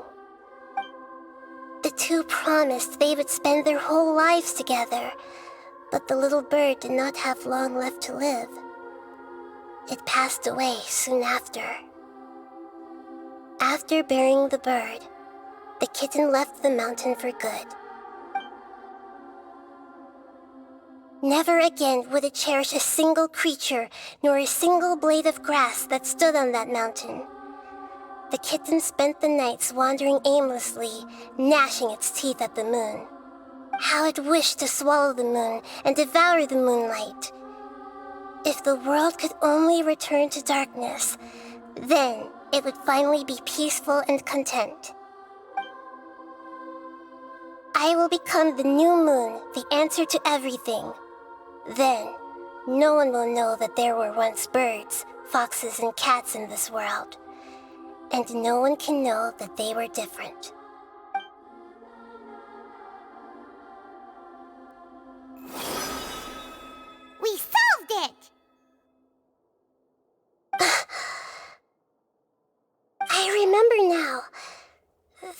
not just the Balladeer story. It is his very own memories. I made a backup so that it would be preserved no matter what happened. To become a god, he was experimented on and modified countless times. It was brutal torture, and the only reason he was able to survive is that he was a puppet. This memory was extracted from him by the scholars. Presumably, they kept it to have something to defend themselves with. Creating a deity was just the first step. Some of them wanted to be able to control it. That's why they backed up his memory for later use. I buried it deep inside one of my own dreams, and then hid it inside an allegorical story so that it wouldn't be altered. It's hard to believe that this person really existed, let alone that he tried to get rid of us on more than one occasion. Paimon has no memory of him at all. He completely vanished like a puff of smoke. The Balladeer agreed to help me look for information about the Descenders, and although he was unsuccessful, he still helped you. Before he vanished, he confirmed an important detail, that Conria was where your twin first came into this world. We still don't know how the change to Irminsul will affect the senior ranks of the Fatui, but in all likelihood, they won't even remember their own Harbinger.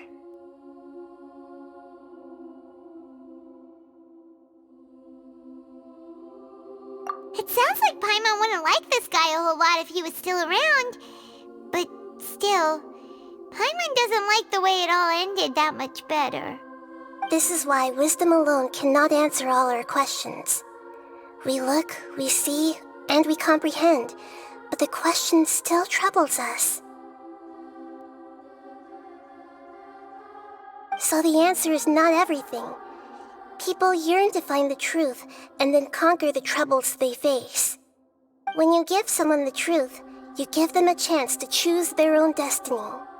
To others looking on, this may seem like a pointless endeavor, but for him, the chance to act on his desire to disappear must have meant a lot. Never forget that even when we walk beneath dark clouds along a road filled with suffering, the light of wisdom is always there, guiding us toward a better destination. And that is what you have been doing all along. Yeah, Nahita's right. Cheer up! How about we go get something to eat? We can pick up this heavy conversation again later.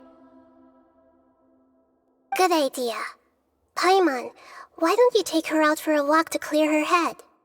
You got it! Come on, Traveler! You need to get out of your head for a while. You'll feel much better after taking a walk.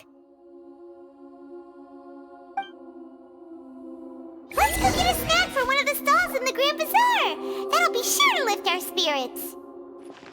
It must be really tough being the only one who remembers all that, but Paimon's always here to help cheer you up.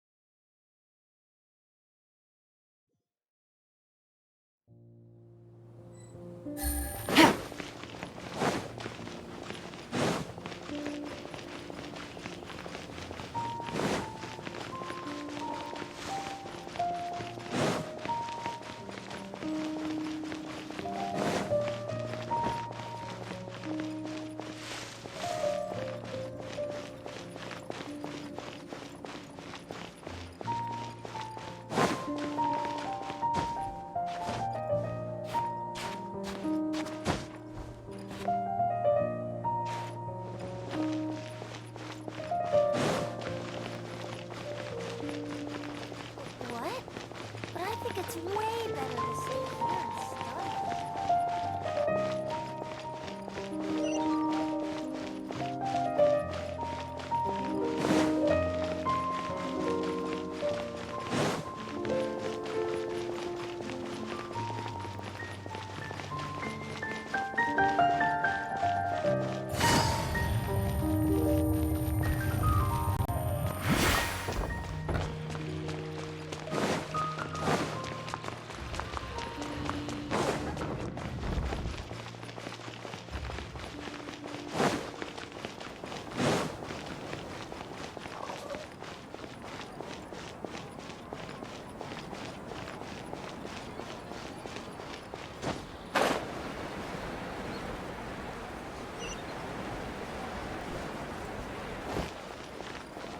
Take it easy.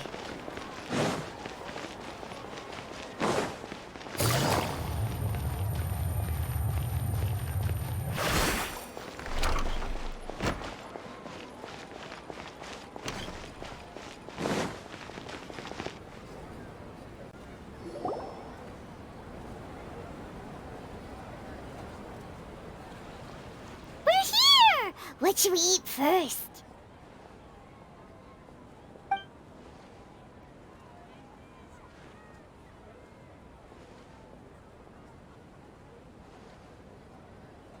Hey, are you gonna answer or what?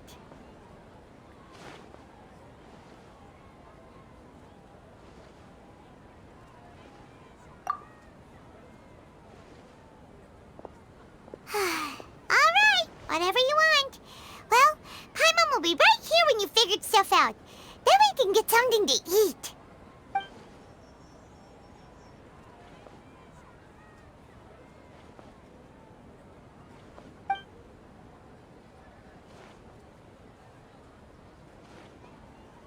What is it? Have you figured it all out?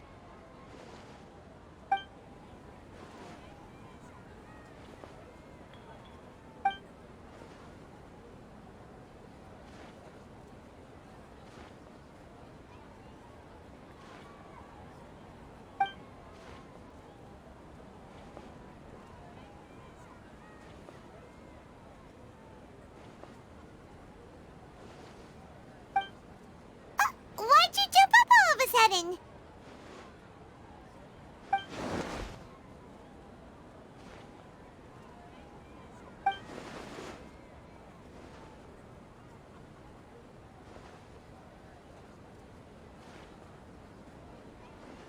Excuse me, boss. There seems to be a small problem with the last bill.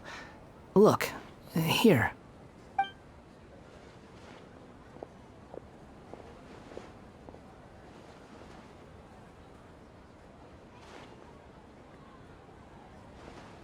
Hey! Hey, wait! You mean me? No, not you. That kid. Didn't you see? Little rascal grabbed my last 2 fresh Sunsettias and ran off. Look, if you're gonna help out here, you can't keep spacing out, okay? What is it? Work's too boring for you? Or has the big city got too many distractions? I wasn't paying close enough attention. Sorry, boss. I think you're right. Maybe it's the city. It's so exciting. It can be hard to focus. Who's that guy? You know him or something? He's who?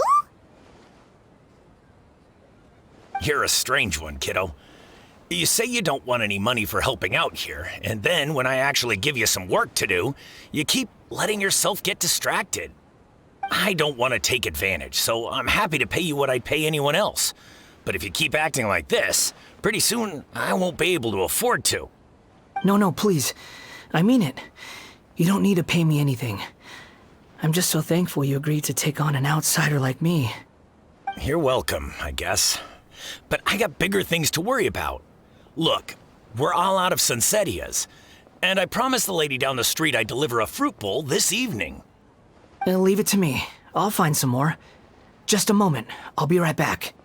Stop. I'm gonna level with you, kiddo. I've never met a worker who said they didn't want a wage before. And at first, I got greedy. Couldn't believe my luck. But I figured you'd start asking for something in return eventually. You don't want money. You don't take days off.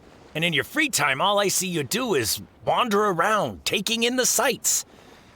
Are you a drifter or something? That's right, I am. We can talk more about that later. First, let me get those fruits you needed. Sunsettias, was it? I'll be right back. Hey, what do we do now? Okay, stay out of sight. Don't let him see you.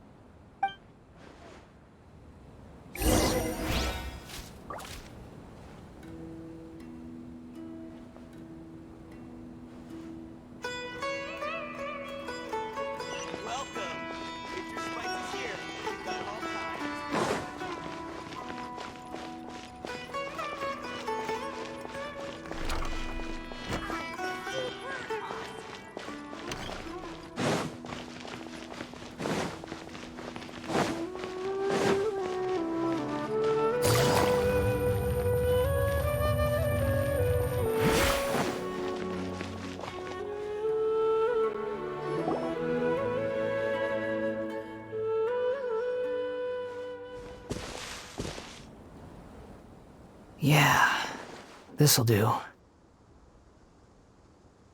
though you say he's the balladeer, what are we planning on doing? Stealing his Sunsetias? Isn't that a bit too cruel? Oh, alright. This should be enough. Guess I should wash them before I take them back.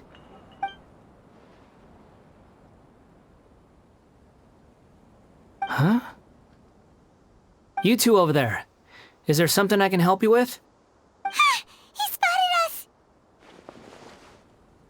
You've been following me all the way from the city. I'd have to be blind not to notice. Have we met before? No, we haven't met. But you know me? I have no recollection.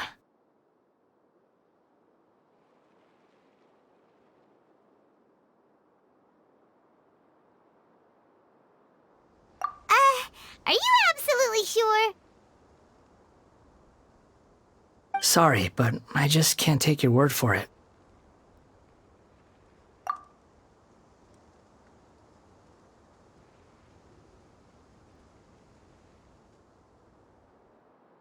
A puppet? What makes you think that? Huh? You were right! The look on his face! I guess you do know me after all. That is not something I share with a lot of people. Look, I'm just a wanderer. But seeing as you've gone through all this trouble to track me down, I'm sure whatever it is must be important.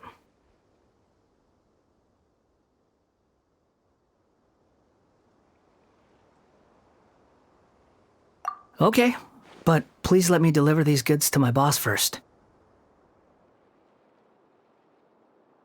Are you really working for that guy?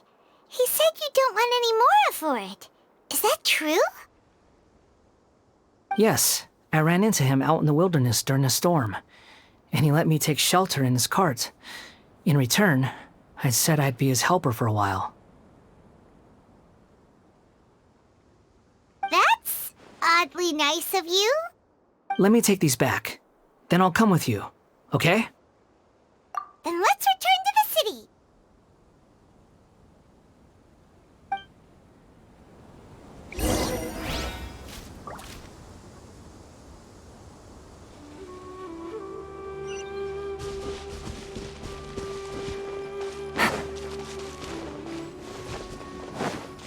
Take it easy.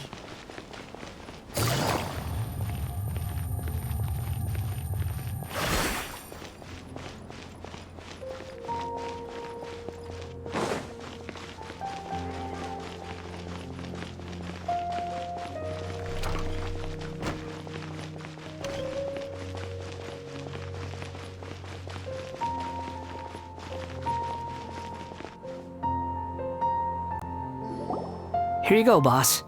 I'll leave them right here. Oh, you really went and picked some more. Who are these two? Something's come up, and they need to borrow me. Sorry, boss. I'm afraid I'll be away from the stall for a while. I was just about to pay you anyway. Go wherever you want, kid. Don't waste your time here. What? I get it, okay? You just wanted to help me out, to thank me for giving you shelter from the rain that day. Even then, I don't understand why you're so adamant that you don't want any pay for it. But look, it was pouring down, and there you were, sauntering along without a care in the world, like you had nowhere to be and didn't even care that it was raining. Imagine you were me for a second. It's a little weird, right? Why's this guy traveling during a rainstorm if he's not trying to get somewhere? And why's he taking a shortcut through the open country if he's not even in a hurry? But anyway, taking you in didn't put me out even slightly. You don't owe me a thing for it. Certainly not all this. Your time is valuable. You know, You should go live your life. But I don't...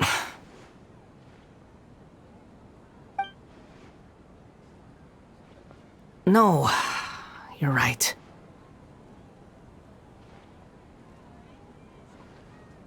Then I suppose this is where we say goodbye. Thank you again for taking me into the city. Don't mention it, kiddo. I've run into all kinds of characters over the years. I just hope you find your path. Thank you.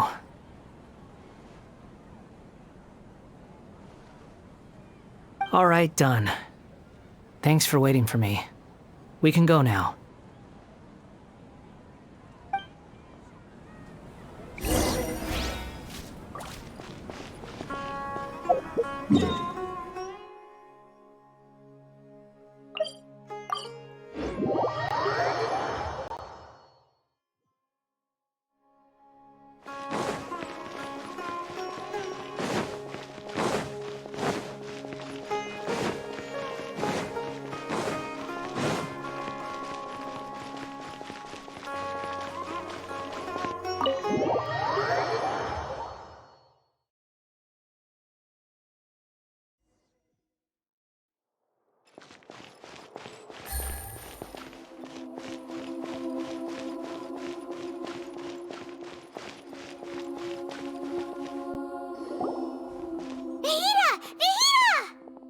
What's wrong? Huh? Are you? Hello. I do apologize for the sudden intrusion. We found this guy in the street, but he doesn't seem to remember anything. So, yeah, quite an eventful walk.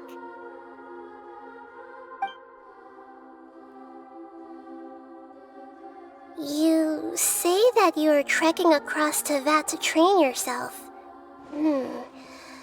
Many other Inazumans who describe themselves in this way call themselves Shugenja. Why do you refer to yourself as a wanderer? Well, it seems more relevant in my case. To me, it sounds like a plant with no roots. But these two claim that they know me, and that I have a hidden past unknown even to myself. I wouldn't call it the past, but rather...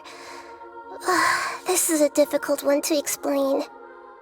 I don't like to rely on using terms like this often, but in your case, it seems that it ought to be called, previous incarnation. Oh, like a past life or something? Yes, something far more distant than the past. So far away that you cannot perceive it. Okay, I have to ask. What was I like in my previous incarnation?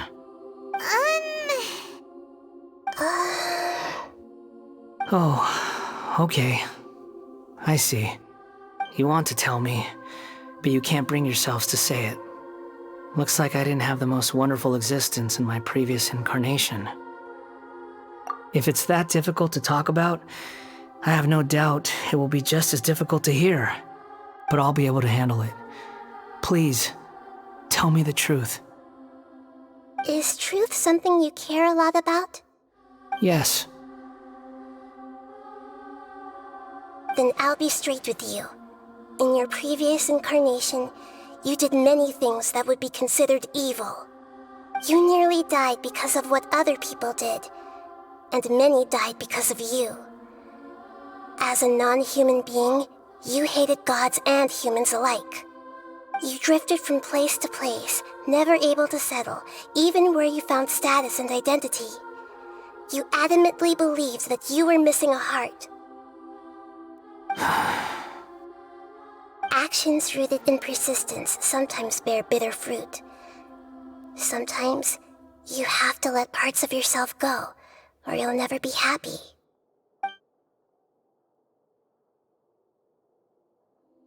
I gave everything I had, but it barely changed history at all. In terms of the outcome alone, that's true. I don't think I can judge everything I've heard purely in terms of right and wrong. Each choice a person makes belongs to a specific place and time, A chain of cause and effect. A cycle of karma and consequence. That is the nature of truth. If one thing is right, its opposite must be wrong. And yet, dichotomies like this are not enough to explain the world in all of its complexity. It seems like my previous incarnation wasn't the most likable individual. We're not trying to hurt your feelings or anything, but yeah, we weren't your biggest fans.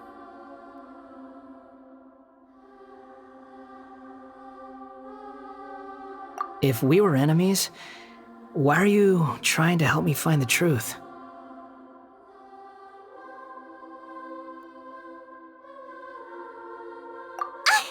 This is so frustrating!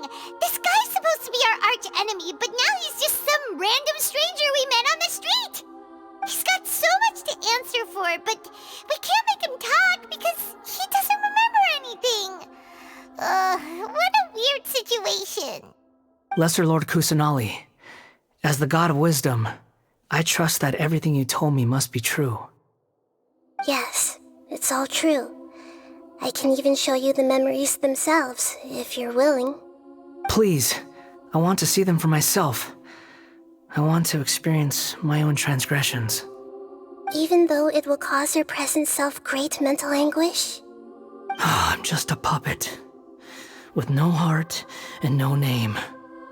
There is nothing in this world for me to cling to fill the void within me. Except maybe these sins that can never be undone. Very well. As you wish. Wait, shouldn't we go with him? This one's kind of on us for bringing him here. Don't worry. Whatever danger I might face, it's my burden to bear. Traveler, could I ask you to supervise him on my behalf? Oh, good point. Given your, unique situation, we'd better keep an eye on you. Understood. Thank you. Now, prepare yourselves, everyone.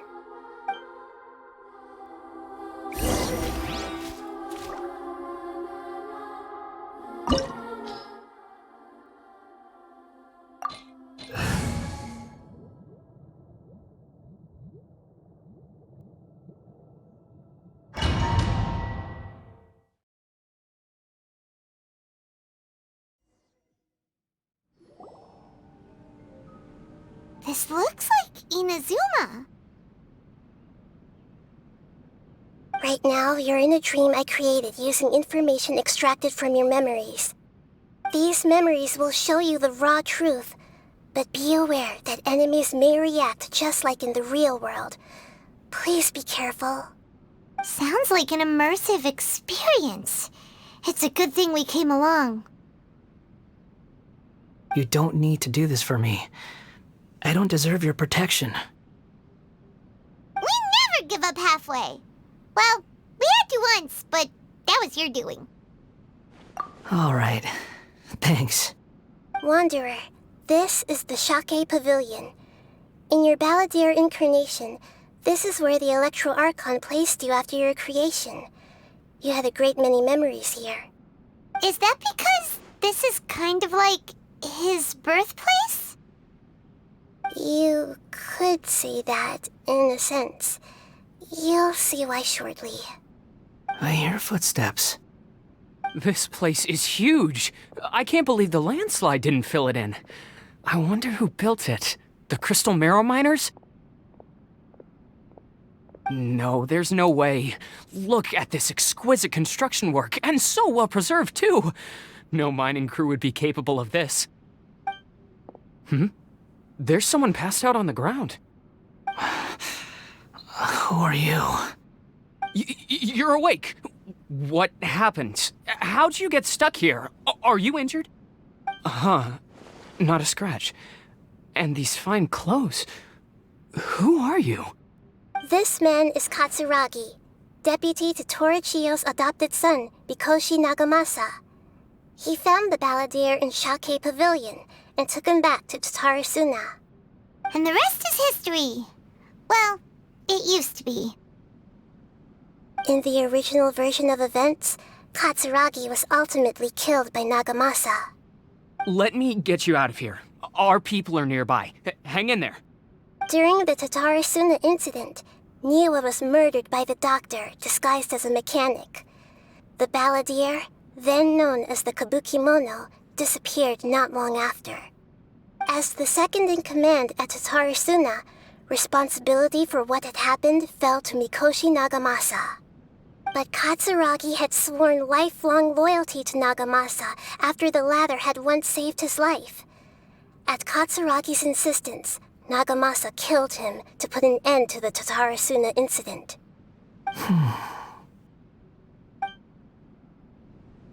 Katsuragi seems like he was a good guy. He looks like a warrior, but he has a kind face. Why couldn't he live a long and happy life?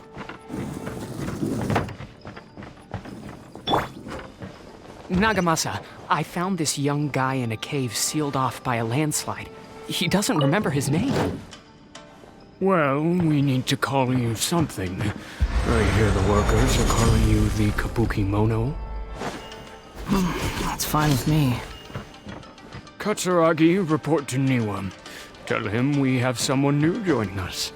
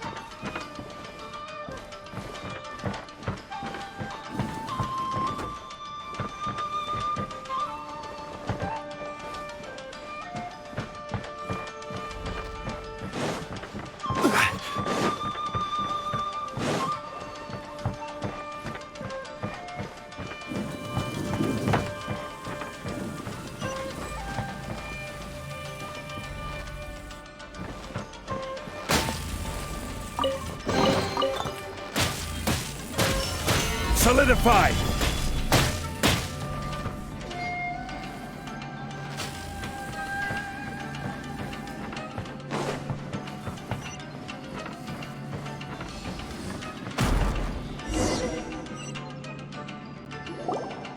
Huh? What are we doing back here? Whoa, this is where you were born? It's pretty. But there's nobody here. I was abandoned, like you. I lived here for a while at first, but there's nothing for us here. We can't stay. Okay. I heard my mom and dad used to make swords, but the factory manager died, and then my dad got sick.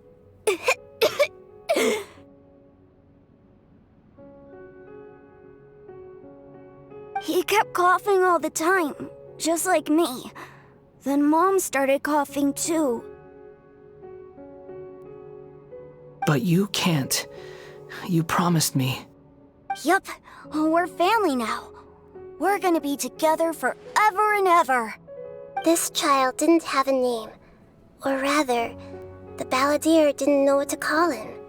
His father died before he could name him. After his mother died, the child stayed in their straw hut alone. Some of the neighbors helped to raise him. After leaving Tatarasuna, the balladeer ran into this child who didn't have a name, just like him. They made a promise to live together. What happened to the child then? He died from his illness while he was still very young. The balladeer came home one day and found that he had stopped breathing. Hey! What's wrong? Say something! You promised me we could be family! You're no different from Niwa and all the others. You betrayed me too.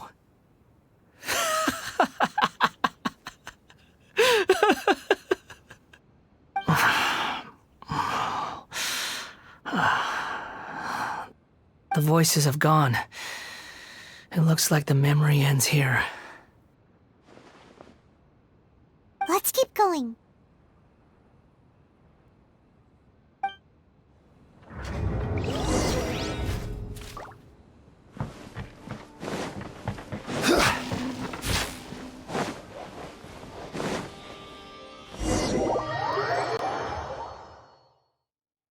You do realize you're blocking my path.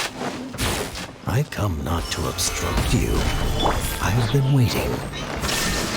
What you are truly is a weapon. One that could be wielded with an iron will. Or you could continue to drift aimlessly. Are you trying to win me over?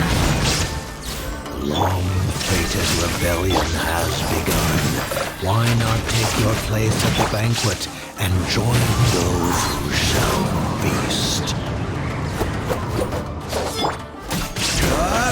Quick, stabilize! Gotcha!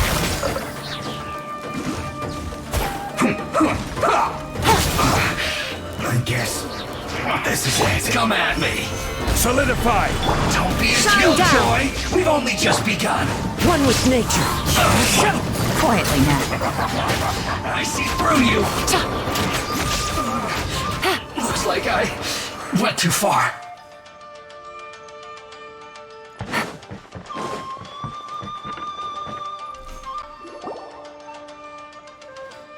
This place is dark. Paimon knows this place. It's the Delusion Factory in Inazuma. In the original version of events, the Traveler once encountered the Balladeer here. Such a creepy atmosphere. And so familiar.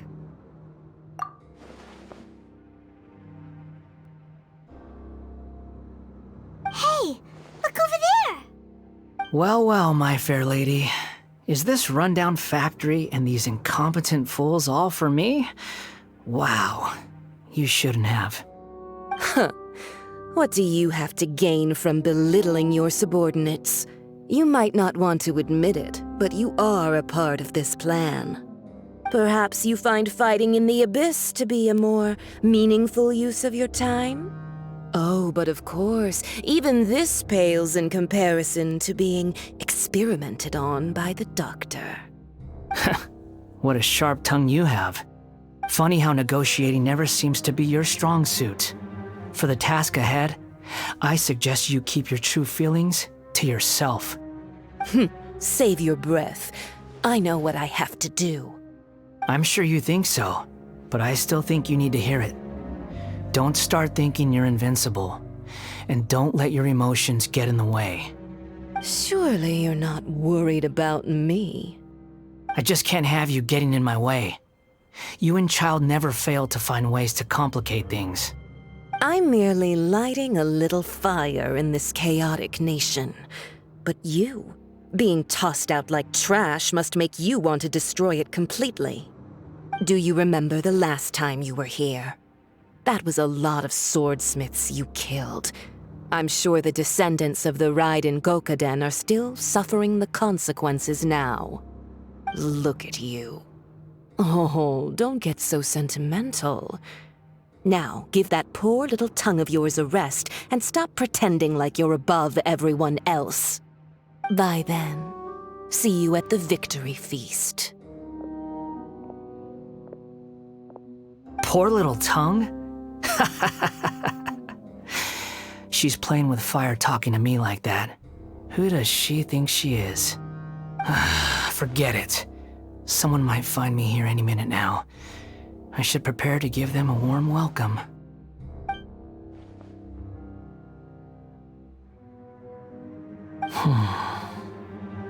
The plot does not end here.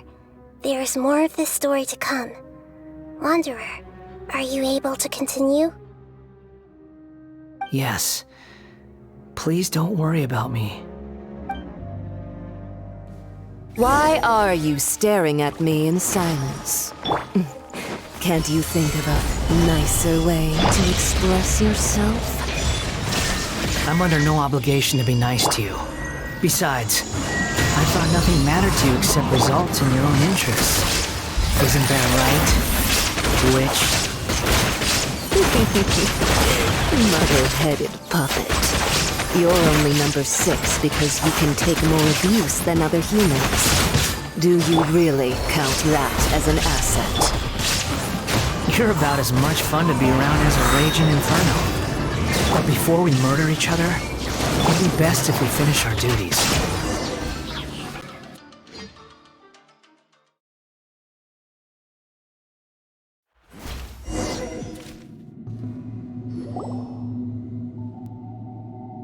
Looks like we have arrived in Sumeru. Is that? Considering that Amorta's sage, Nafis, refused to join this project, I'll take part in the experiment in his place. Welcome. I look forward to a fruitful collaboration. When do we start? You seem impatient. You should know that becoming a god is far from a trivial affair.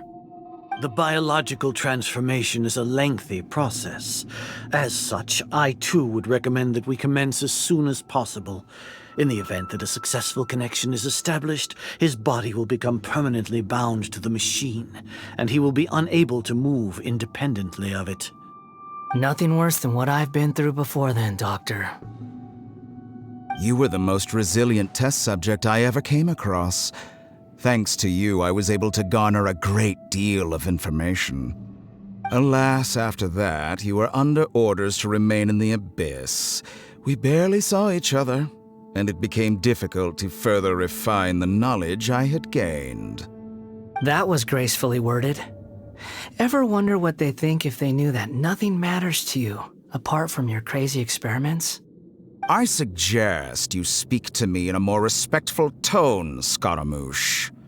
The mere fact of your utility does not make you indestructible. The doctor again? That was uncomfortable to watch. That person gives off a very sinister energy. It's normal for him to give you the creeps. He scares the bejeebers out of Paimon. Let's move on.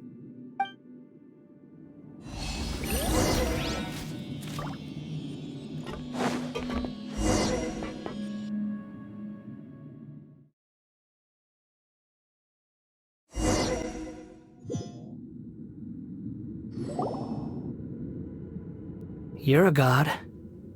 Do you think I'm evil? If you accept that he is you, just as you are you, then yes, you are evil. In your eyes, are there any differences between humans and puppets?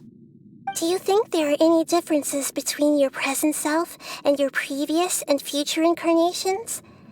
If not, then what are the differences between humans and puppets? Whoever has tasted the joys and sorrows of life in the human realm is human. Whoever has loved and lost, cried with grief, howled with rage at the tragedy of death that eclipses the miracle of life, they are human too. I've seen enough of my past. If possible, I'd like to reclaim the sins that are mine to bear. No matter the consequences, I won't run from blame or punishment. Whatever I am due, let it come to pass. Can you return my memories to me? Huh? But won't that mean you'll lose your current identity? I've always believed that human lives follow a set of rules, with each person being a collection of past experiences. As a puppet living in a human world, my life is subject to the same rules. Regaining your memories means reverting completely to your previous incarnation. All the emotions that you discarded will return to you. Are you sure you want to do this? I've lived with the void in my chest my whole life. My creator didn't need me. And ever since I awoke, I've just drifted from one place to the next. But then I met you. And I finally realized that reclaiming my missing sins might be my one opportunity to become my true self.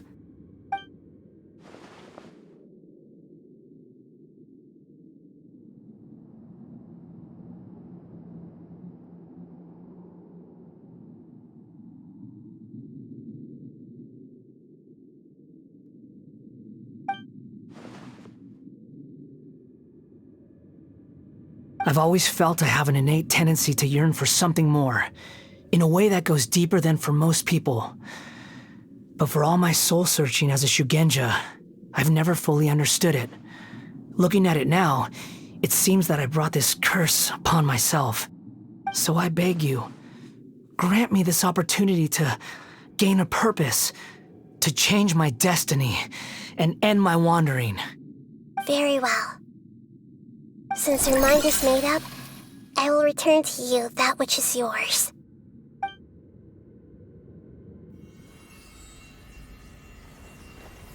You have made your decision.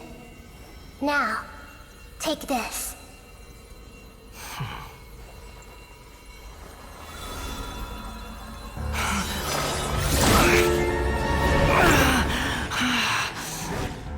Set him free.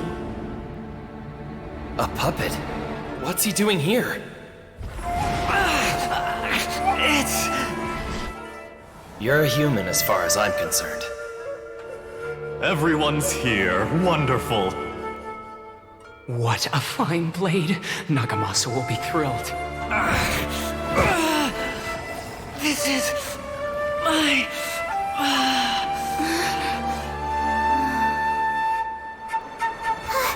Is he alright?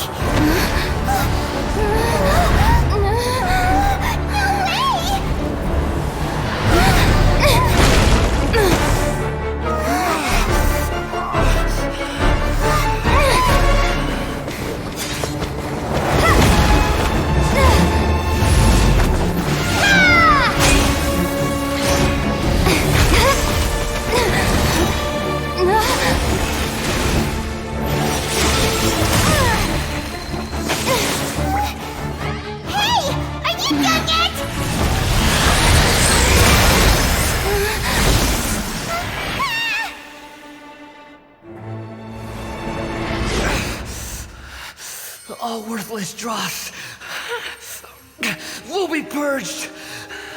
That's why this won't be the end.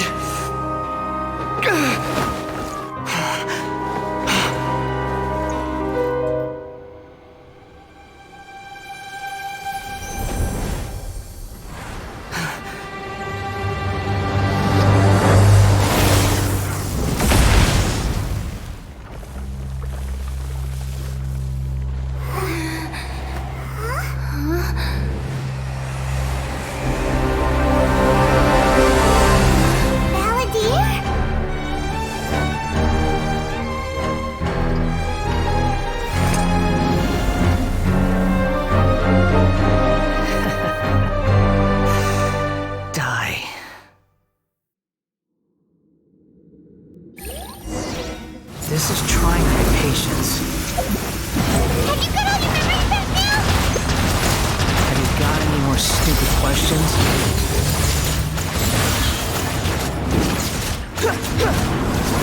Squall and Fury!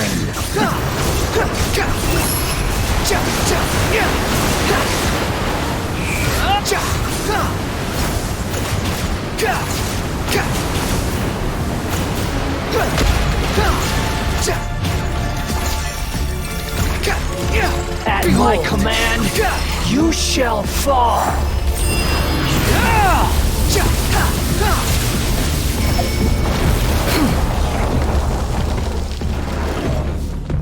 The wind rises. Feeble human!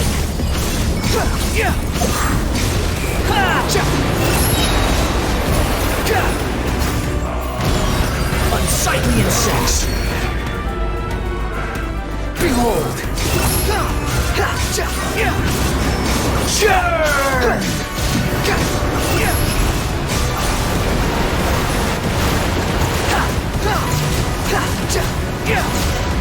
The wind rises.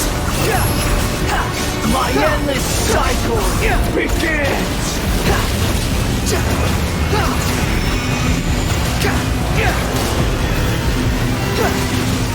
Squall and Fury!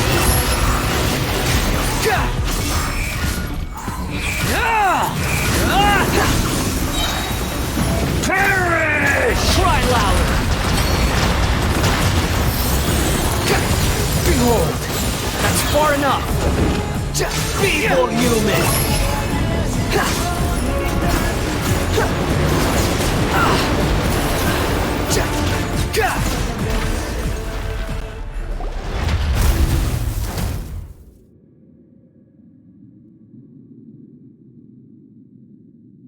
Imbecile! Get out of my sight. It disappeared. Did we win? What did you expect? I'd never lose to that. There's the tone of voice again. You're definitely back to your old self. Wait, but it was you inside that thing too! What have you got to be smug about? Sorry. I'm harsh on myself and everyone else. Just the way I am. You sound like you're concerned about me.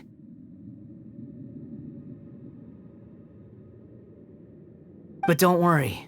Thanks to you, even if I didn't change a thing, at least I now know the truth. The memory recovery seems to have been a success. This dream has served its purpose. Come on. Let's continue this outside.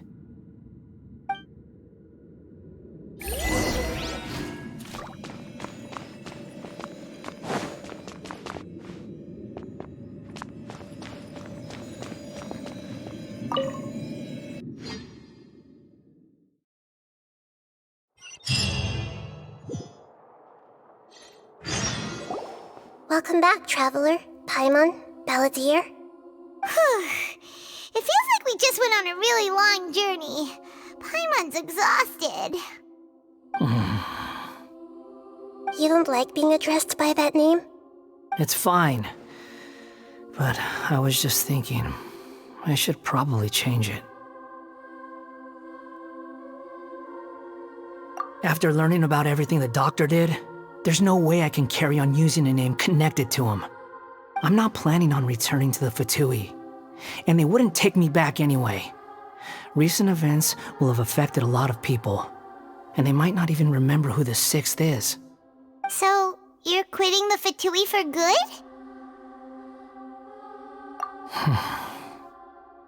It's like you said, Lesser Lord Kusanali. Everything may look futile, but it wasn't completely meaningless. At least I made a lot of people forget about me. But that doesn't mean your own past has disappeared. Of course. And your main goal, for which you gave up everything you had, you weren't able to achieve it. I hope you can see and understand that. Changing the world, changing the past, changing the fates of other people, these are not simple things to accomplish. What you are looking for is complete annihilation. But this is just a fantasy. Even if the Balladeer is removed from existence, the world will not heed your will. Indeed. How ridiculous. Do you regret doing all that when you've gotten so little in return? Even if I'm completely worthless, there's nothing in the world worth regretting. Lesser Lord Kusanali, you purposely left that information in Irminsul, didn't you? Yes, and I took pains to make sure that you'd acquire that information naturally. Why would you go to such lengths? You trying to win me over too? In all honesty, your past experiences have made you a useful asset to Sumeru and to me. Winning you over was indeed a part of my plan. But before that, I wanted to tell you the truth about your past. If all I wanted to do was use you, then I'd be no different from the doctor. Very clever. I guess you could say that's one of my virtues. Utility to others is what gives me worth. So if embracing my sins is what it takes to make me useful again, so be it. Oh right, I almost forgot. You're the good guys. You're into justice and all that. Sorry if I have a slightly different perspective on things, but I don't feel like I've been duped. The wisest leaders are fated to end up with the best helpers. I can live with that. I'm glad you're able to think of it in that way. Traveler, In the future, I'll continue to search Irminsul more deeply and see what secrets can be uncovered, including the beginning of your twins' journey recorded in Irminsul. What exactly happened before and after that point? I want to know as well. I will try. Traveler. After I dove into the information torrent in Irminsul, why did you go to Inazuma? So that's how you found out whose fate had changed. And how? Well, whatever your reasons, you did me a favor. And I'll do everything I can to pay it back. Borrowing and returning are the only real relationships between individuals. I'll balance the books one day. Don't you worry. That's not true. A relationship between two people is not simply a ledger that can be reset to zero. I think deep down you realize this. People who show up in your life don't just evaporate like water drops and leave nothing behind. There is no such thing as balancing the books. Some things in this world can never be brought back, and they can never be changed, which is why there is emotion in the human world. Everything that you feel is real and lasting, and whatever is missing in you will not be made whole. To be human is to live with imperfections. You can choose whether or not you want to be human. But humans can't live without a heart, can they? Anyway, I gave up trying to become a human a long time ago. You understand what pain is perfectly well, even without a heart. You're just bearing your feelings. The past is set in stone, but you can keep moving on. And the longer your future lasts, the shorter your past will become, until one day, it is but a tiny fraction of your life. Sounds like you've got a future planned out for me. Everything's ended up being pretty darn complicated. Paimon doesn't even know where to start, but the most important thing now is that you need to follow Nahida. Otherwise, all our efforts will have been for nothing.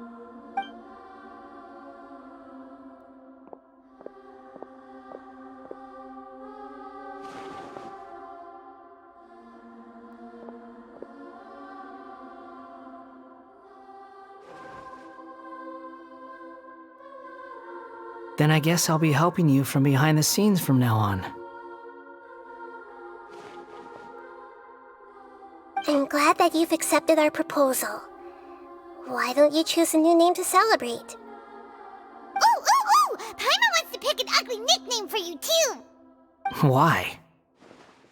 Because Paimon still doesn't like you that much. Then I hope we don't see much of each other in the future. A name is life's first gift. You didn't say it out loud, but I know that's what you're thinking. The Traveler and Paimon have helped you a lot. If you can't decide on a new name, maybe you can ask them for ideas. No! Paimon only does nicknames! If it's a serious name you're after, it's all yours.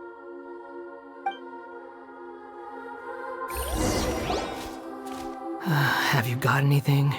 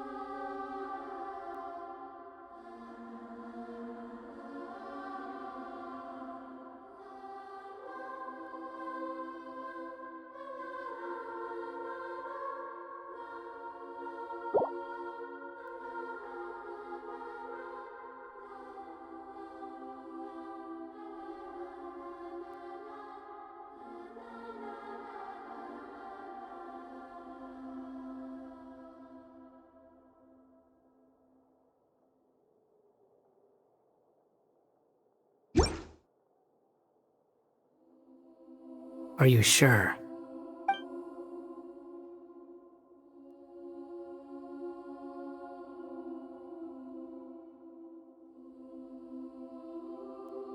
Oh, all right. If you say so.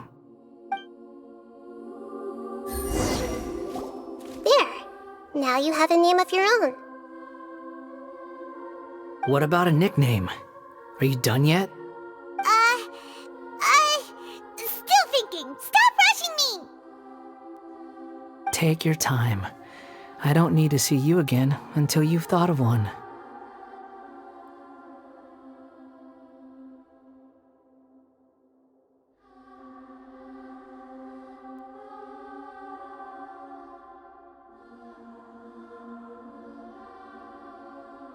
Everyone who manipulated me and made me suffer will have to pay the price. You mean the Fatui? The doctor, at least. Now that your stance has changed, I believe your future path will change accordingly. But it won't be immediate. You still need some time to compose yourself. One more thing. There are still some descendants of the Raiden Gokuden living in Inazuma. Some of them know. Well, they ought to know about the connection between Raiden Gokuden and myself. I don't plan to leave Sumeru for the time being. If you see them in Inazuma, please tell them that I was the one responsible for the Raiden Gokuden's downfall. Even though the events have been erased from the world, they still deserve to know the truth. I see. That is up to you. Huh? But if we do that, then... It's fine. Let them stab their blades into my chest if they so desire. Maybe that's how it always should have been. What's that look for? Don't make that face. I know what I'm doing. That day will come. Alright, we're done here. Goodbye, wise deity. And you too. He's gone. What he went through today would have been like living an entire lifetime in an instant. He'll need some time to calm down. Yeah, true. But even so, after everything that's happened, he doesn't seem quite as fierce anymore. So we can finally go eat? Paimon is starving. Thank you both. I hope you will find somewhere nice to go and relax for a while.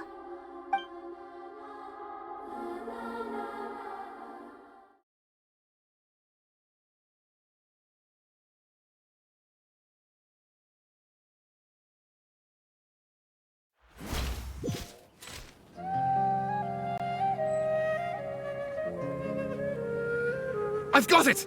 I can end my novel with some words from Mikoshi Nagamasa. You mean because everyone else in the story is dead? Yeah, I heard that Mikoshi Nagamasa died at a ripe old age. He's the perfect fit to be the narrator of the epilogue.